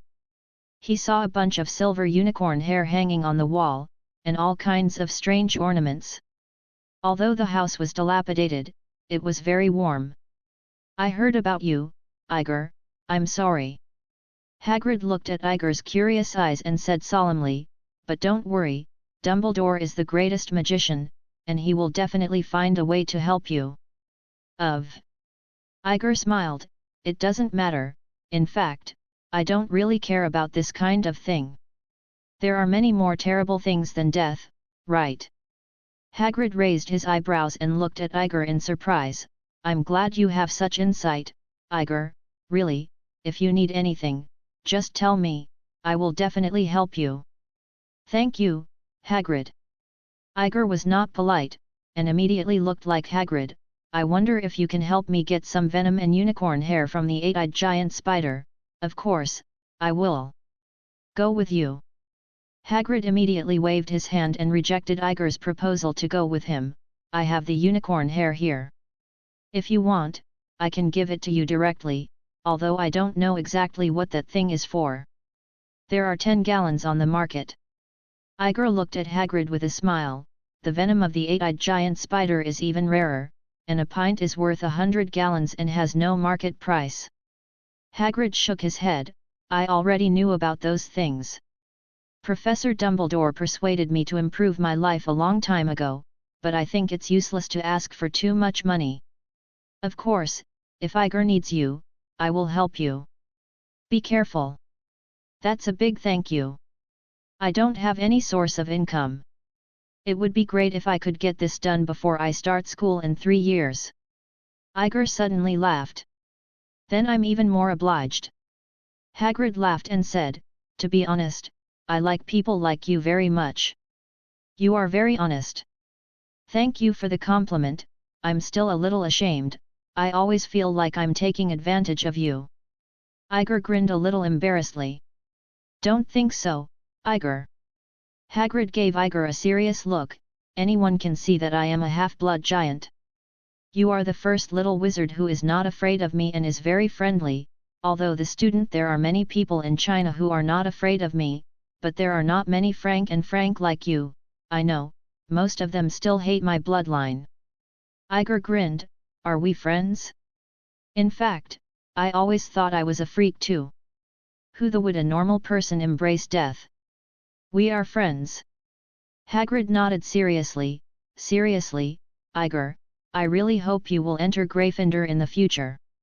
Igor spread his hands. Actually, I wish I could be in Ravenclaw. Why? Those smart people are not very easy to contact. Hagrid seemed a little surprised by Igor's answer. Igor's mouth twitched. Why? Of course, to seek revenge for that dead raven.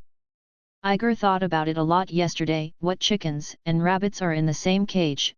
The perverted pool manager who pours water while entering the water, 2 racing drivers with different starting times, etc., all waiting to give back to the one at the door of Ravenclaw. What about the dead raven? I was taught by a bird, he is not alive.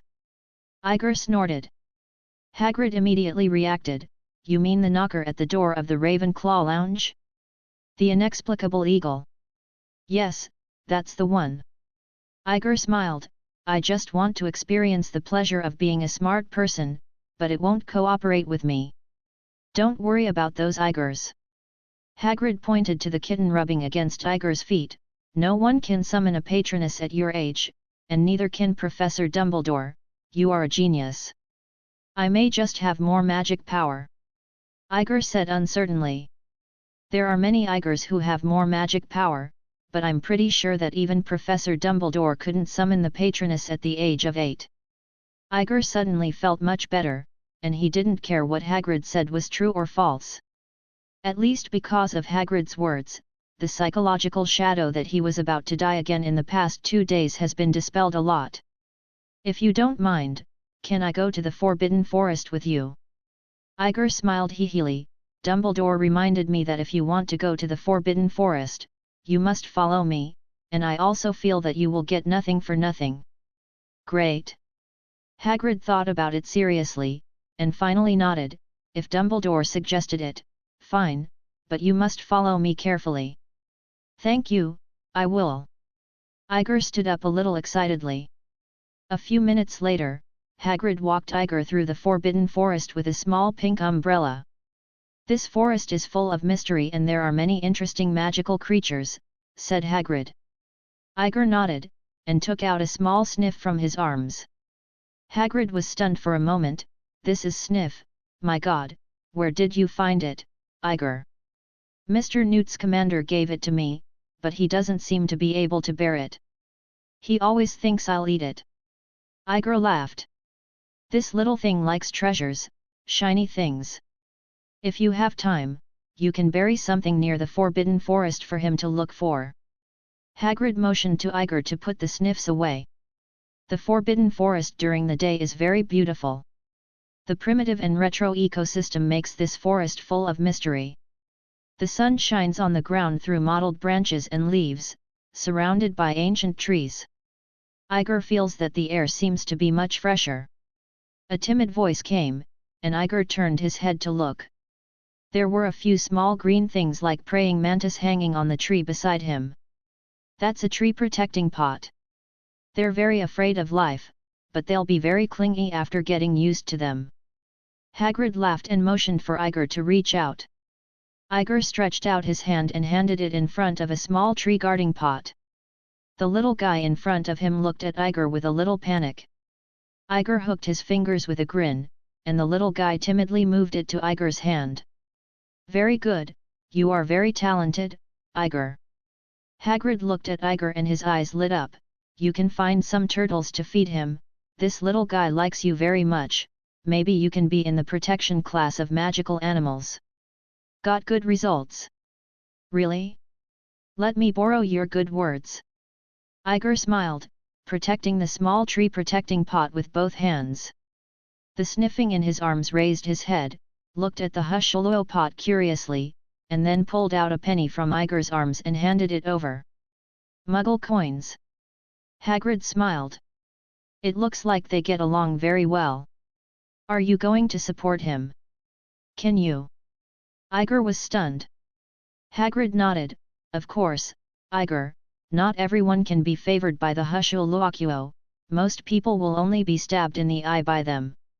Iger curiously teased the little Loakuo in his hand, let's name it, let's call it Kuaba. Iger speaks Chinese. Kuaba. Hagrid said jerkily, the mouthful of the oriental name, if you think it's suitable, the rice is good. As for this. Iger nodded at the little sniff in his arms, just called a da. What's this name? Hagrid looked at Iger strangely. A strange-looking duck, isn't it appropriate? Iger raised his head and looked like Hagrid. I think it's more like a seal. Hagrid said, looking at the body of the Hu, God knows where he looks like a seal. The two walked all the way in the forest, and Hagrid kept introducing Iger to the magical creatures that appeared from time to time. In the air, a flower fluttered in front of Iger. Iger looked at the flower floating in front of him with strange eyes. It's the invisible beast, Iger. Hagrid smiled.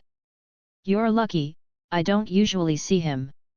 He always likes to take the biscuits from my house when I'm not looking. I guess he always starving. Iger couldn't help grinning at the thought of Hagrid's cookies. Have you ever thought that he might just use it for self-defense? Of course, Iger still couldn't bear to say these words, he felt that this would make Hagrid very disappointed. A simple person like Hagrid. I can't help but want to bully him. Reaching out to take the flower, Iger reached out and wanted to touch it, but the invisible beast didn't give Iger a chance, and he disappeared after handing over the flower. There was an eagle's cry, and a few hippogriffs in the distance chirped at the two of them. Hagrid patted Iger's head lightly, be careful, hippogriffs are a little grumpy. It is said that they are griffins. Hema's descendants, but I don't know if they are. Hagrid stepped forward and waved his arms, Buckbeak, let me introduce, this is Iger. Iger, this is Buckbeak. Iger looked curiously at Buckbeak in front of him, and then asked, what should I do? Look directly into their eyes, then bend over and bow, and when it bends to you, you can get closer to it. Hagrid gestured, be careful not to blink, it will make it think you are not sincere. Iger looked directly into Buckbeak's eyes and bowed full. The big hippo raised his head proudly in the distance. After looking at Iger for a while, he slowly bowed to Iger. Nicely done, Iger, come on, now you can ride them. Hagrid waved, motioning for Iger to come closer. Iger touched Buckbeak eagerly, and he seemed to enjoy seeing Buckbeak. Hagrid stepped forward to hold Iger's armpit and lifted Iger to Buckbeak's back. Hold it by the neck. Iger hurriedly hugged Buckbeak's neck. Hagrid stretched out his hand and patted Buckbeak's hind legs. Buckbeak suddenly raised his two front claws, and then rushed out like an arrow off the string, wide wings with long kai. A tall hippopotamus carried Iger straight into the sky. The oncoming gust of wind blew on Iger's face, and Iger was in a trance, holding Buckbeak's neck with both hands, and his heart burst into excitement. The tall hippopotamus flew against the wind, flying over Hogwarts, passing through the corridors of the castle courtyard from time to time, and then revolving around the towering clock tower. Iger sat on Buckbeak and watched the giant beast under him pass through the vast black lake, and finally flew back slowly into the Forbidden Forest. He stroked his hair that had been ruffled by the wind, and Iger was lifted off Buckbeak's back by Hagrid. Hagrid looked at Iger with a smile. Now that you know each other, you can come and play with it whenever you have a chance in the future. I think it would love to be with you. Iger nodded. The giant beast in front of him attracted Iger a lot. At night, in Hagrid's small house, the two of them took stock of today's harvest. 5 unicorn hairs, a nest of bird and snake eggshells, and the venom of 2 8-eyed giant spiders, about half a pint. Hagrid said, looking at the things on the table. Iger did the math. There are probably more than 130 galleons. Hagrid laughed. Hogwarts costs only a dozen galleons for books a year, and you can buy a lot of things with the rest of the money. It's incredible, Hagrid, you are guarding a treasure house. Iger was excited. The two didn't go too deep into the Forbidden Forest, they just wandered around the outer part of the Forbidden Forest for a day. Hagrid obviously didn't want Iger to be in any danger, but just wandering around the periphery, the two also earned 100 in one day. Dogalon. The Weasleys knew they would cry, right? Iger couldn't help but think. 3 years, I think you can earn enough tuition to graduate. Hagrid laughed. Egmay pondered, maybe I'll become a millionaire when I graduate.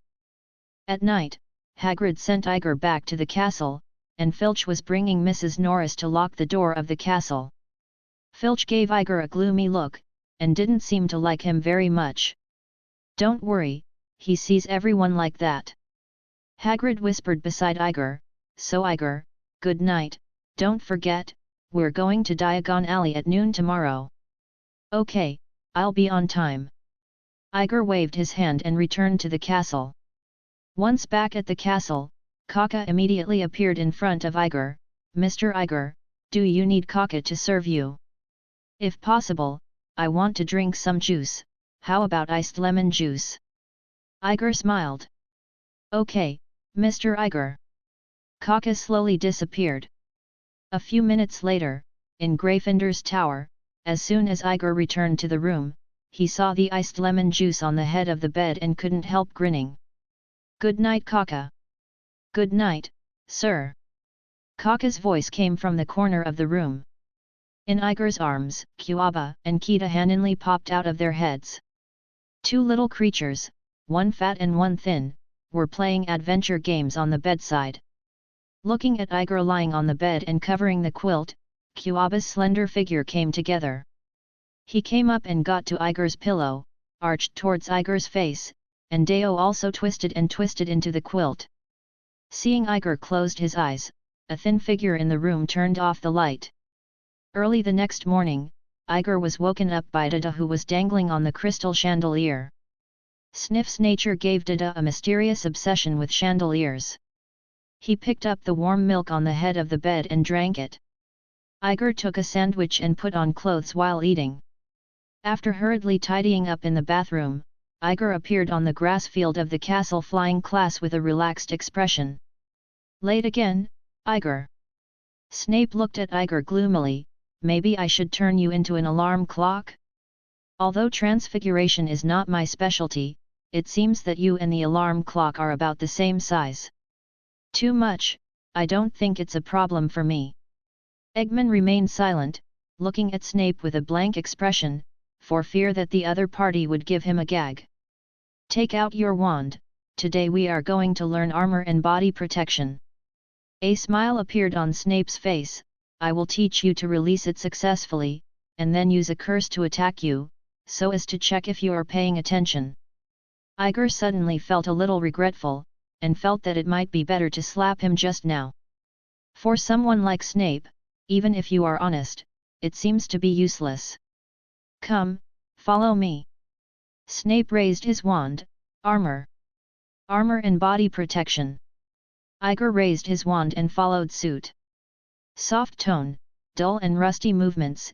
If I were your enemy, you would have died several times. Snape was very dissatisfied with Igor's reaction. Armor. Armor protection. This time Igor was more serious. Snape pointed at Igor with the wand in his hand, and a red light flew towards Igor from the tip of Snape's wand. With a sound of clang, the spell was blocked by a silver-white film. Snape snorted, seemingly dissatisfied with failing to break Igor's shield. Well, now I think I should check your results. Saying that, Snape flicked his wand, and several red lights shot towards Igor again. Igor suddenly raised his wand. Armor and bodyguard. After a few muffled noises, a wisp of smoke drifted in the air in front of him. Igor smacked his lips. Seeing Snape's appearance, it was obvious that he didn't intend to keep his hands. Igor's thoughts were very concentrated. After all, when he saw the wand that was flying up and down in Snape's hand, he always felt that if it was given to him, he might be stunned. After a while, Snape looked at Igor, who had completely blocked his spell, and nodded stiffly, without making any comments. I'll be here today. Igor breathed a sigh of relief and shouted for a long time about the armor and bodyguard, his voice almost hoarse. Looking at Snape's back, Igor also planned to leave here to meet Hagrid. Immediately, Snape, who had left, paused, turned sharply and pointed at Igor. Accept your weapons.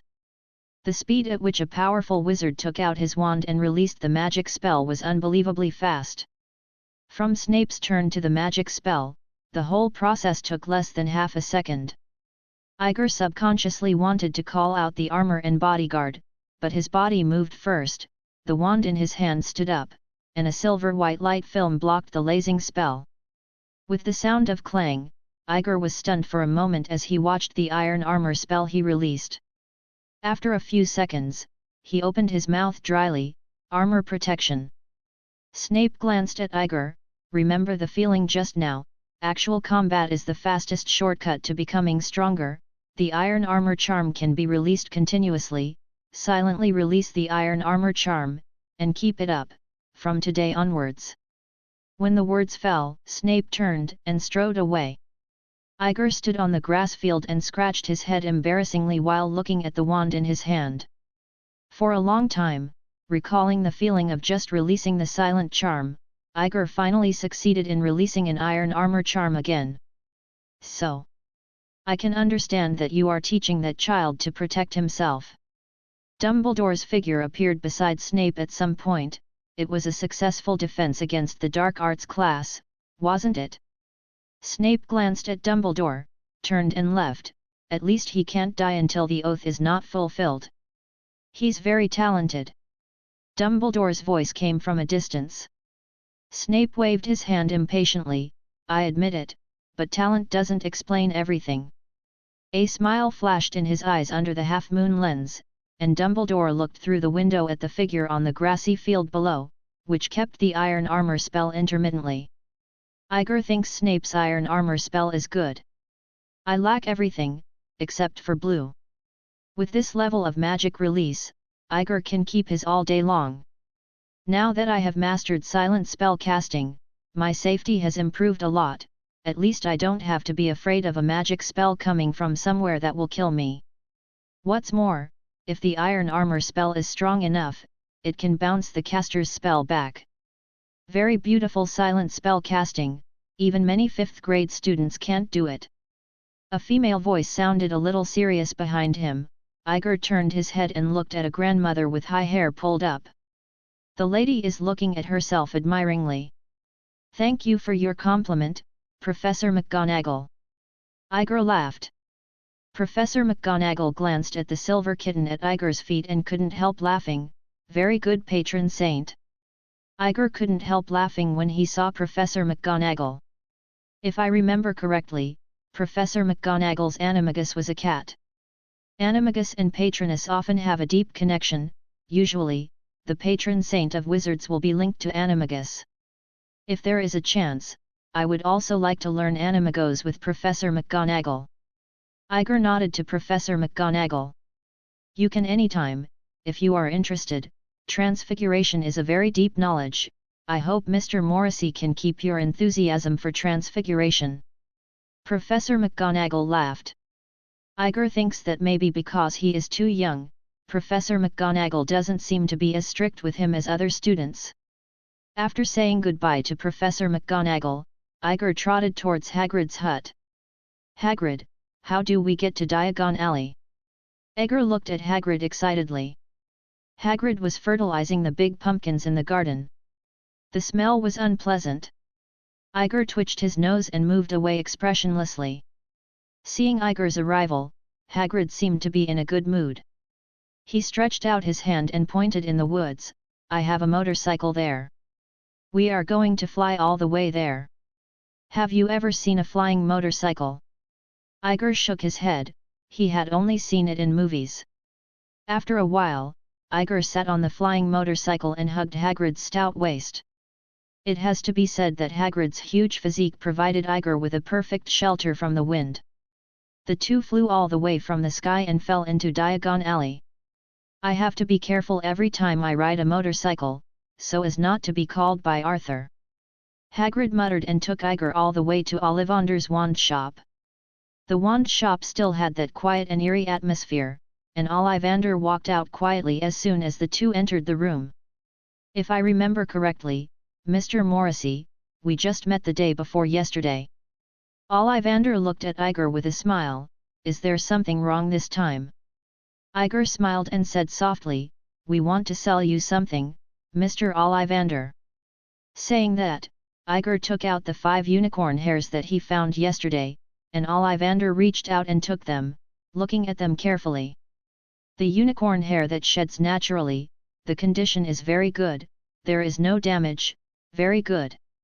Ollivander muttered to himself while looking at the unicorn hair, then turned to look at Iger and the two. I am indeed retracting the staff.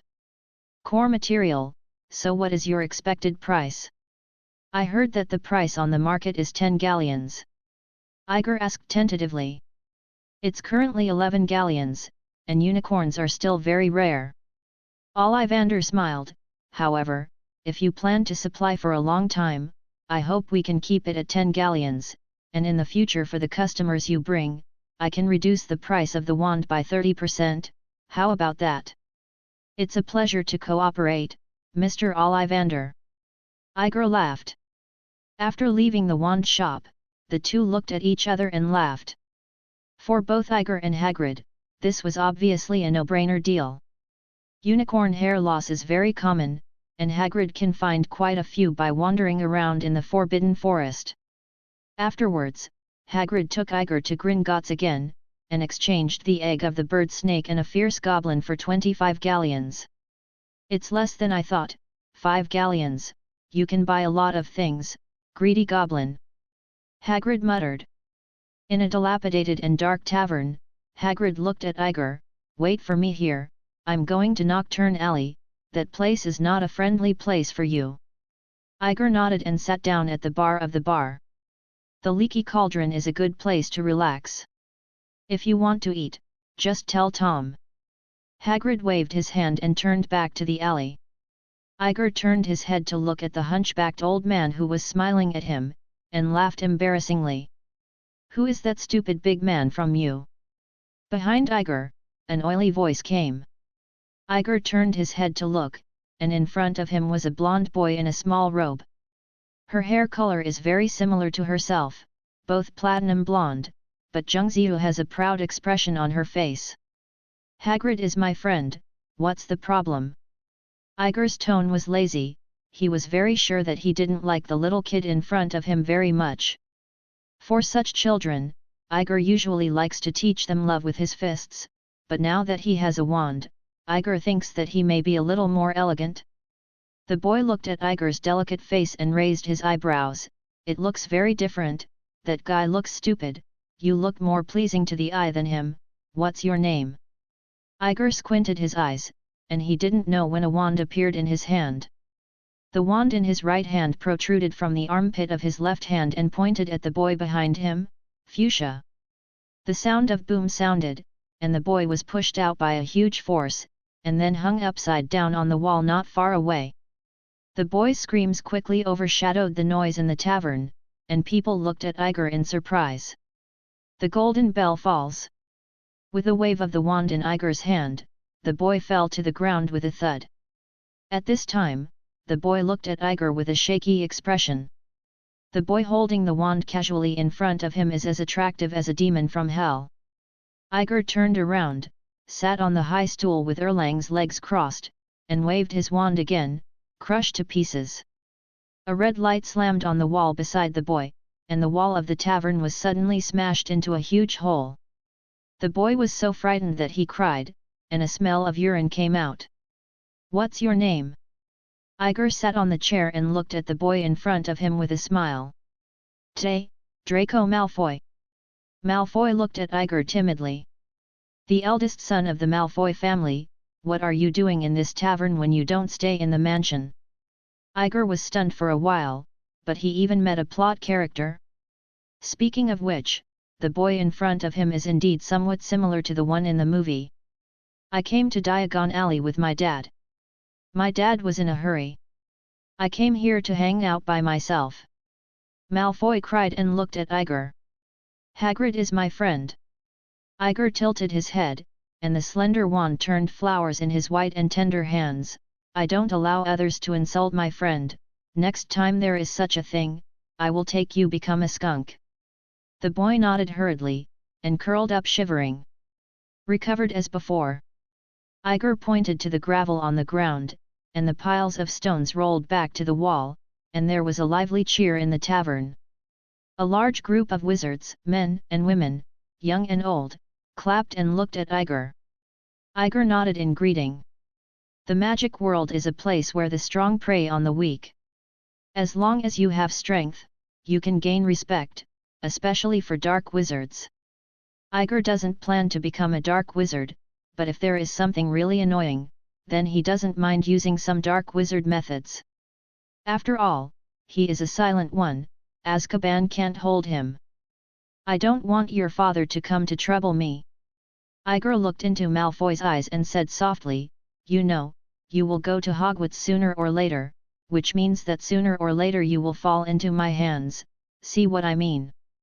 Malfoy nodded quickly, and Iger was very satisfied with his response. Compared with the childish rivalry between Malfoy and Harry, Iger felt that a strong impact might cause a critical blow to Malfoy's young mind.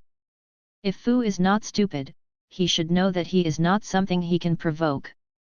"My name is Iger Morrissey, remember my name, one day it will make you look up." Iger looked at Malfoy with a smile. "If you are willing to change the character you hate, I think I don't mind being friends with you." Malfoy stared blankly at Iger, and nodded shyly. His mind was still blank, and Iger's shattered body just terrified him. Iger looked at Malfoy. "Wait for me to drop you off." Malfoy woke up like a dream and left the pub in a hurry. Whether it was Diagon Alley or anywhere, Malfoy felt much safer than staying by Iger's side. "Mr. Tom, a glass of butterbeer." Iger smiled at the hunched old Tom behind the bar. "I don't recommend underage drinking, Mr. Morrissey." Tom's voice sounded like a broken old bellows, especially when he laughed. Iger couldn't help but wonder if someone had stabbed him in the lung hole. "Azkaban won't lock up a curious kid because he stole a beer, and he won't arrest you for selling alcohol." Iger grinned. "It makes sense." Tom looked at Iger ingratiatingly, and served a glass of butterbeer with thick foam. Iger's tender little hand held a huge oak beer mug, which looked a bit funny. Iger squeaked and drank beer, and a large group of wizards unknowingly surrounded him.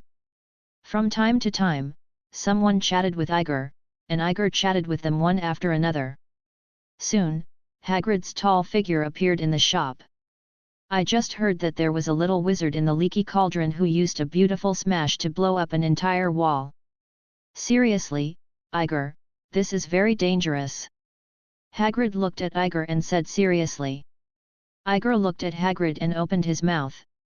He wanted to tell Hagrid that someone had said bad things about him just now, but after thinking about it, he nodded, "I'll pay attention next time.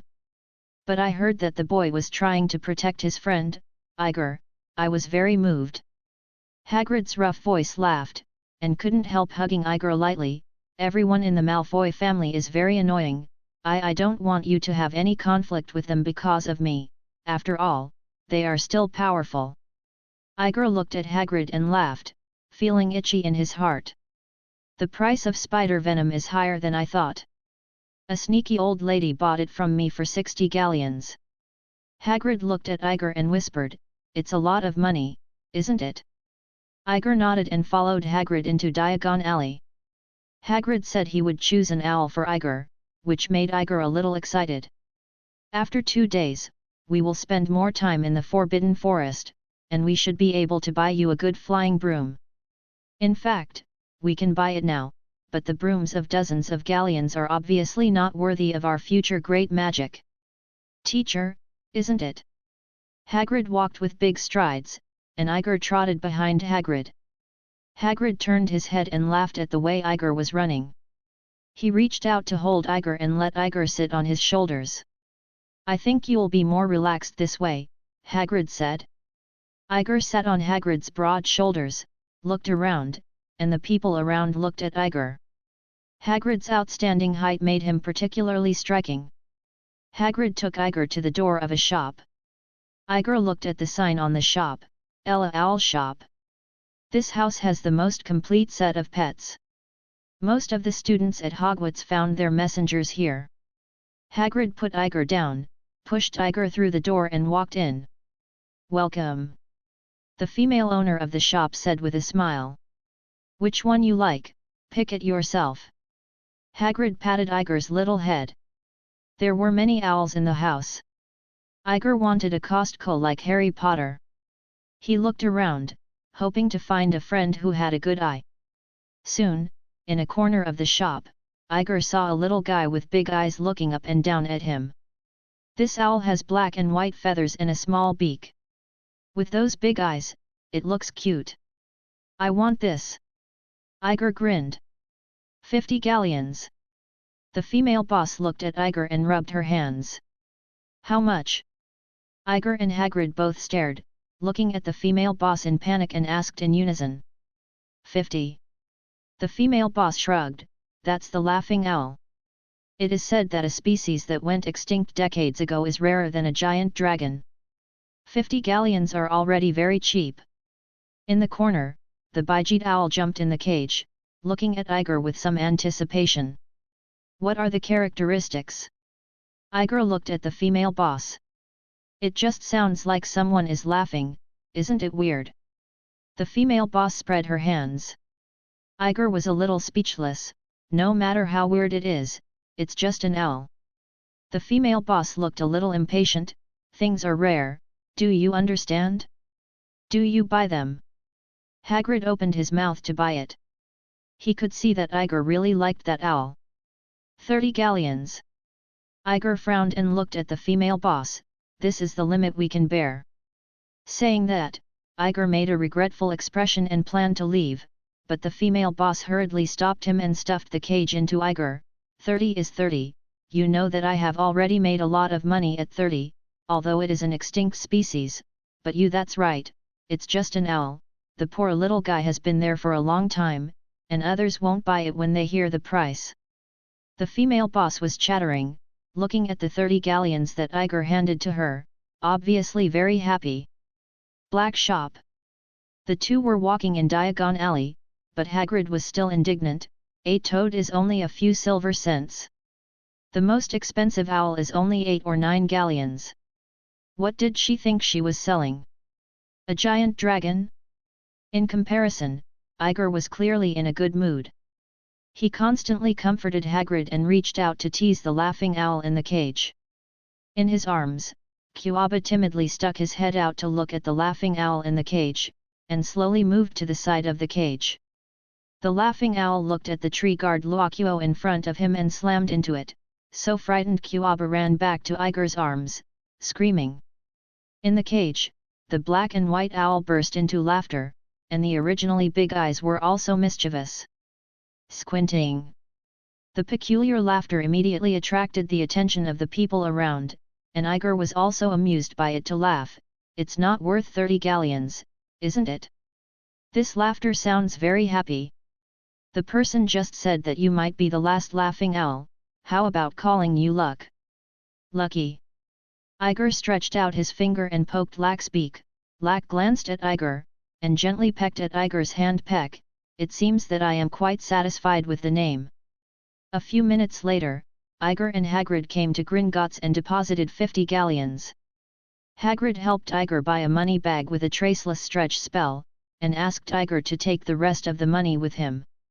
The two then rode their motorcycles back to Hogwarts, and on the way they saw a train heading for Hogwarts. Want to see the freshman entrance ceremony?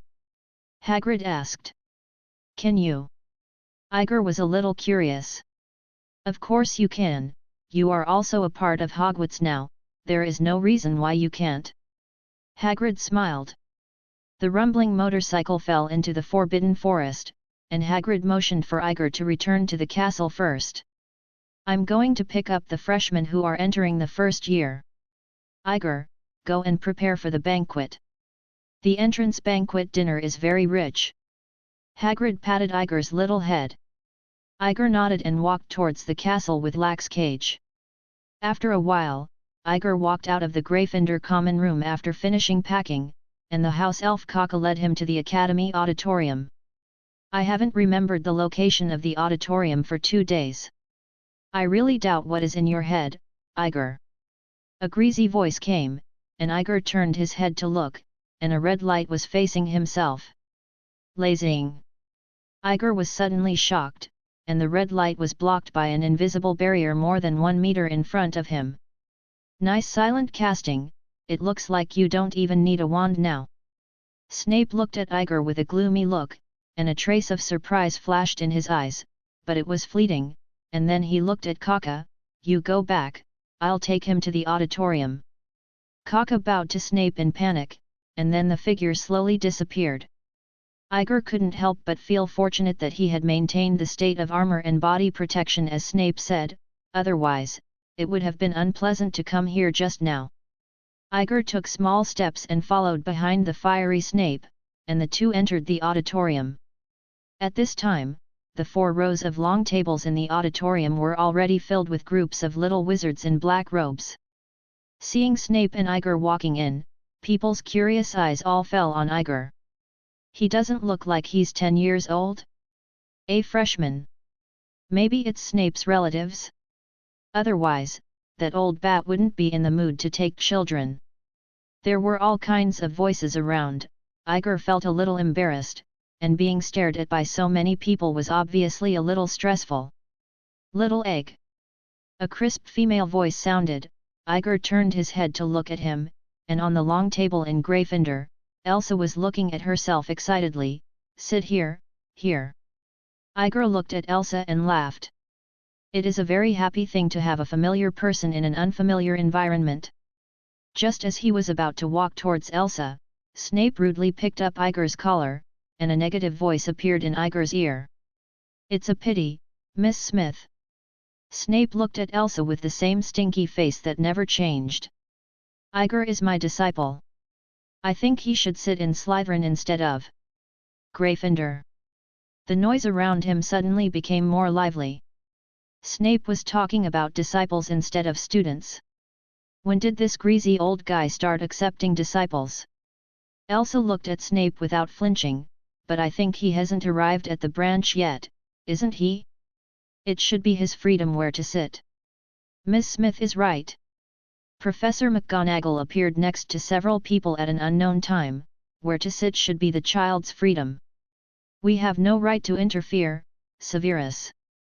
Snape looked at Professor McGonagall, then dropped Iger's collar and looked at Iger threateningly.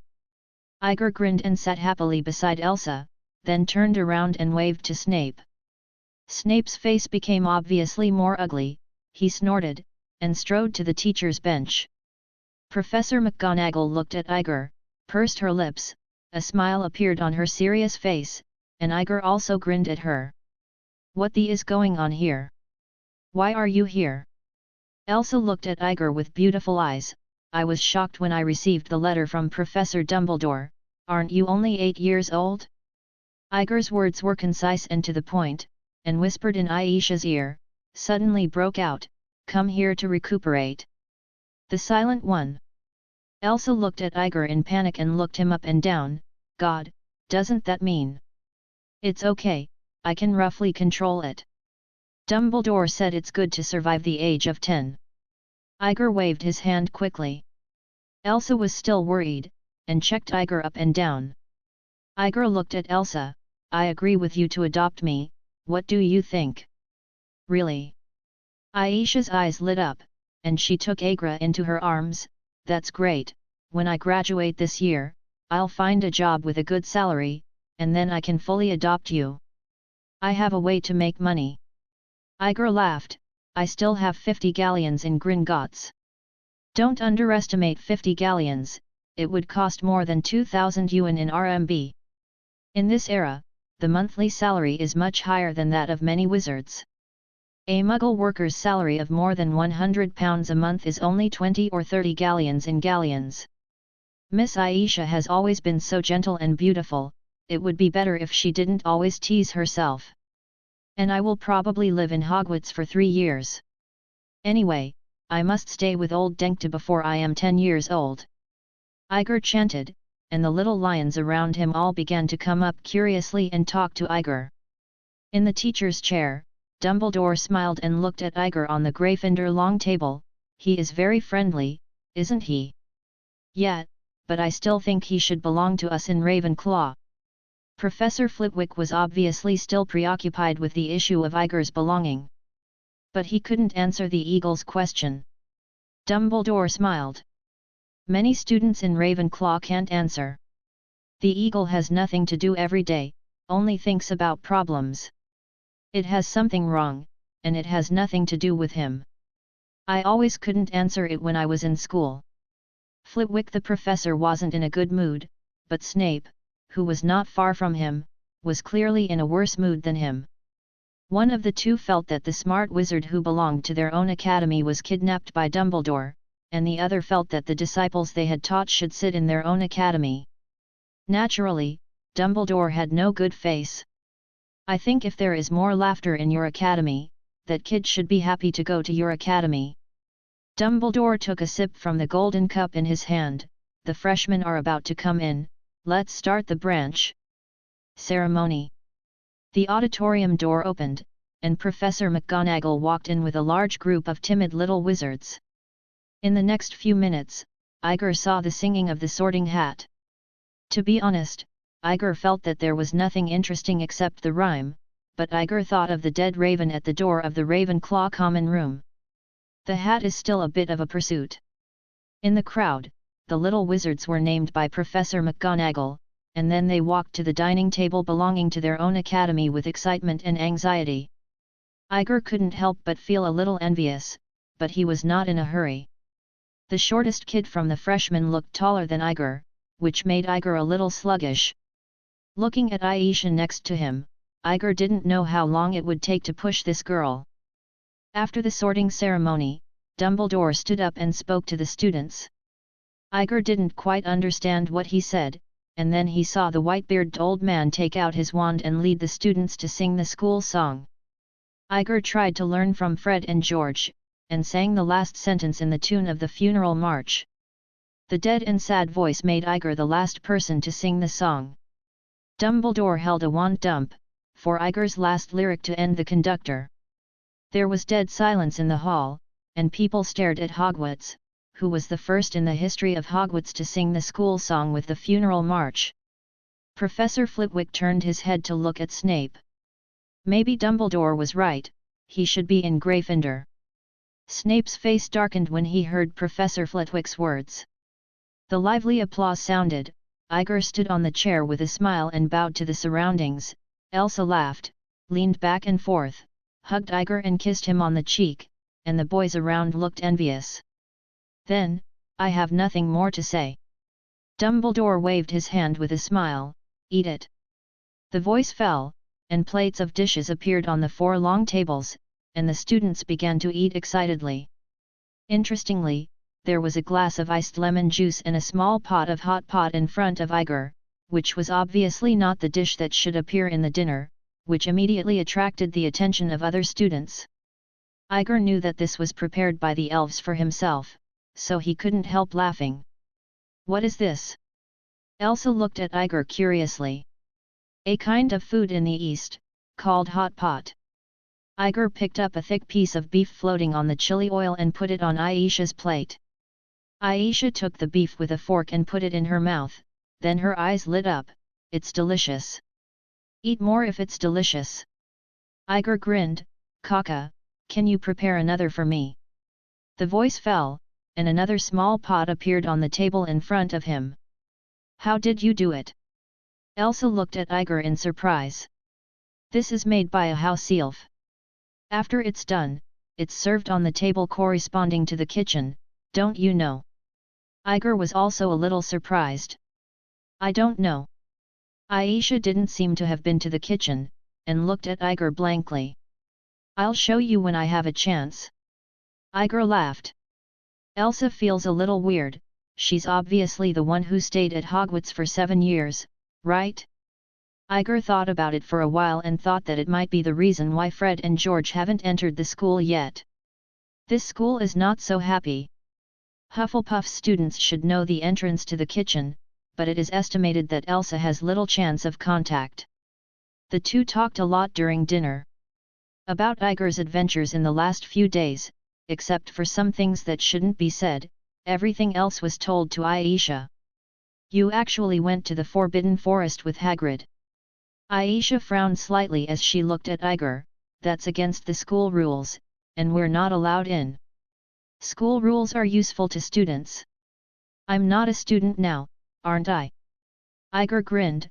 Besides, Dumbledore said that if you don't want to die, don't go in, instead of not being allowed in. Is there a difference? Elsa looked blank. The difference is huge. Igor muttered. After dinner, Igor followed the Gryffindor students all the way to the Gryffindor lounge. The fat lady glanced at Igor in the crowd. Honey, you will need a password to come in later. The new password is easy to remember, little egg. Elsa looked at Igor with a smile. The password is correct, let's go in, dear. The fat lady said with a smile. I really thank you for remembering me so much. Igor brooded into the hole and returned to the room. Why are you able to enter my room? Igor turned to look at Elsa. Aisha smiled and pinched Igor's little face. Girls can enter the boys' dormitory, but boys can't enter the girls' dormitory. It's not fair. Igor spread his hands. There is no fairness between girls and boys. If you want to fall in love in the future, I hope you can remember this. Aisha didn't care at all. In the bedroom, Luck was squatting in the birdcage with his eyes closed, and Elsa looked at the furnishings around him in amazement. Dumbledore really likes you, doesn't he? My bedroom is so well decorated. Thanks to Kaka. Igor smiled. Kaka helped me pick the flowers in the room, and he also helped me clean the room.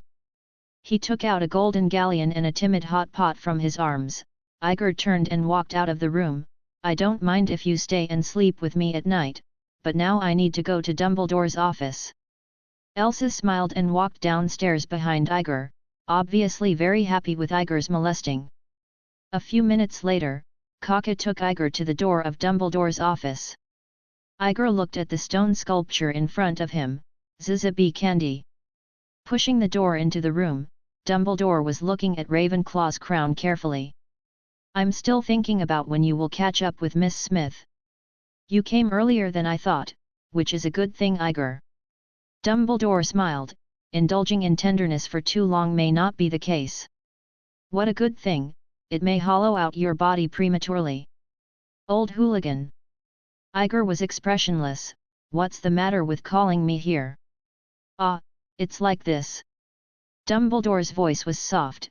I received a letter from a former student at the school today. He said that you seem to have had some unfriendly influence on his children this afternoon. Draco Malfoy. Iger tilted his head. Didn't you tell him that his son might still live in my shadow in the future, so let him be more honest.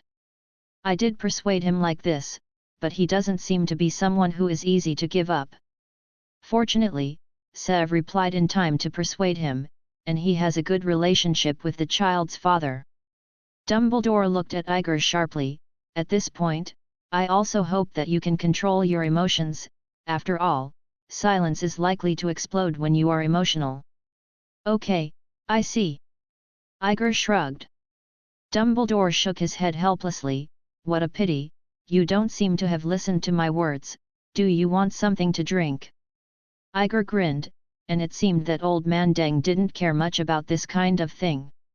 Iced lemon juice is ready, Iger said. By the way, there is one more point. Professor Snape asked me to inform you that because of the start of the school year, you will have to go to his office at 6 o'clock in the evening for your daily studies. Dumbledore put his hands on his chin with his fingers crossed. Iger nodded. I see. Squeakily drinking the iced lemon juice, Iger looked at Dumbledore.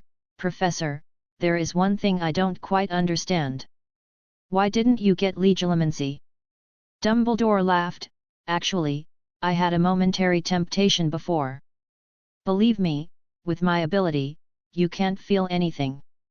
Dumbledore looked at the surprised Iger and blinked, but I didn't see anything, I just had a quick glimpse of your 8 years of life. Iger was stunned for a while, a little puzzled. The human soul is a very strange thing, isn't it? Dumbledore stood up and fiddled with the silver liquid in a basin beside him. It can split, gather, or be reborn. Even if I am called as one of the greatest white wizards, he cannot spy on the memories imprinted on his soul. Dumbledore turned to look at Iger and smiled. You are safe. Iger didn't know whether Dumbledore meant his own safety or his own safety. In short, he was a little delusional now. Nodding vaguely, Iger looked at Dumbledore. Why don't we discuss some deals? What deal do you want? Dumbledore looked at Iger with interest. Like the crown I gave you, it's up to me to choose what you can provide. Iger thought for a while. Even if I take you there, it counts, okay. Dumbledore smiled helplessly. You've almost emptied my pension in Iger. Immediately looking at Iger, who was somewhat lost, Dumbledore still nodded, but I agree, I think my centenarian body still has a lot of family background. Iger suddenly laughed and looked at Dumbledore. So, what do you want to exchange the crown for? Dumbledore looked at Iger. Nimbus 2001. Iger grinned. I have to say, this is a very greedy request. Dumbledore nodded in agreement. Yes, at least so far, I haven't heard of a better broom than this. Dumbledore looked at Iger and smiled. I heard that Buck is developing a new type of broom called Twig 90. If you are not in a hurry, would you like me to order one for you?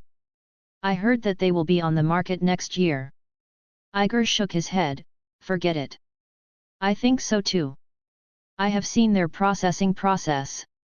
I am sure that in terms of their craftsmanship, the broom may be deformed when it flies too fast. Nimbus 2001 is more suitable. Dumbledore laughed. Are you going to give it to your little girlfriend? Iger scratched his head a little embarrassedly. It's good to be young. Dumbledore looked at Iger and joked. You can enjoy the nourishment of love unscrupulously, although you nourished it a little early. Iger felt that his face was hot, and he might have cooked an egg, so he hurriedly left Dumbledore's office. On the top of the cabinet by the door of the principal's office, a dirty and broken hat was bent, and the folds on the hat formed a human face.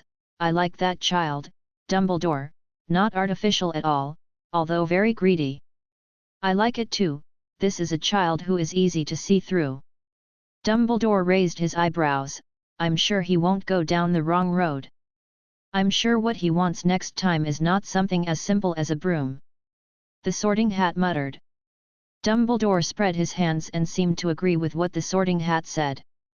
You are too accommodating to that brat, Albus. On the portrait on the side, an old man looked at Dumbledore and said dissatisfiedly, that's just a silent one. It was very common in my time, and he might not be able to live. I thought you would understand what I was thinking, Phineas. Dumbledore looked at the portrait on the side. The important thing about that child is obviously not the silence in his body. Phineas Nigellus Black, an impatient former headmaster and, of course, the most unpopular headmaster of all time.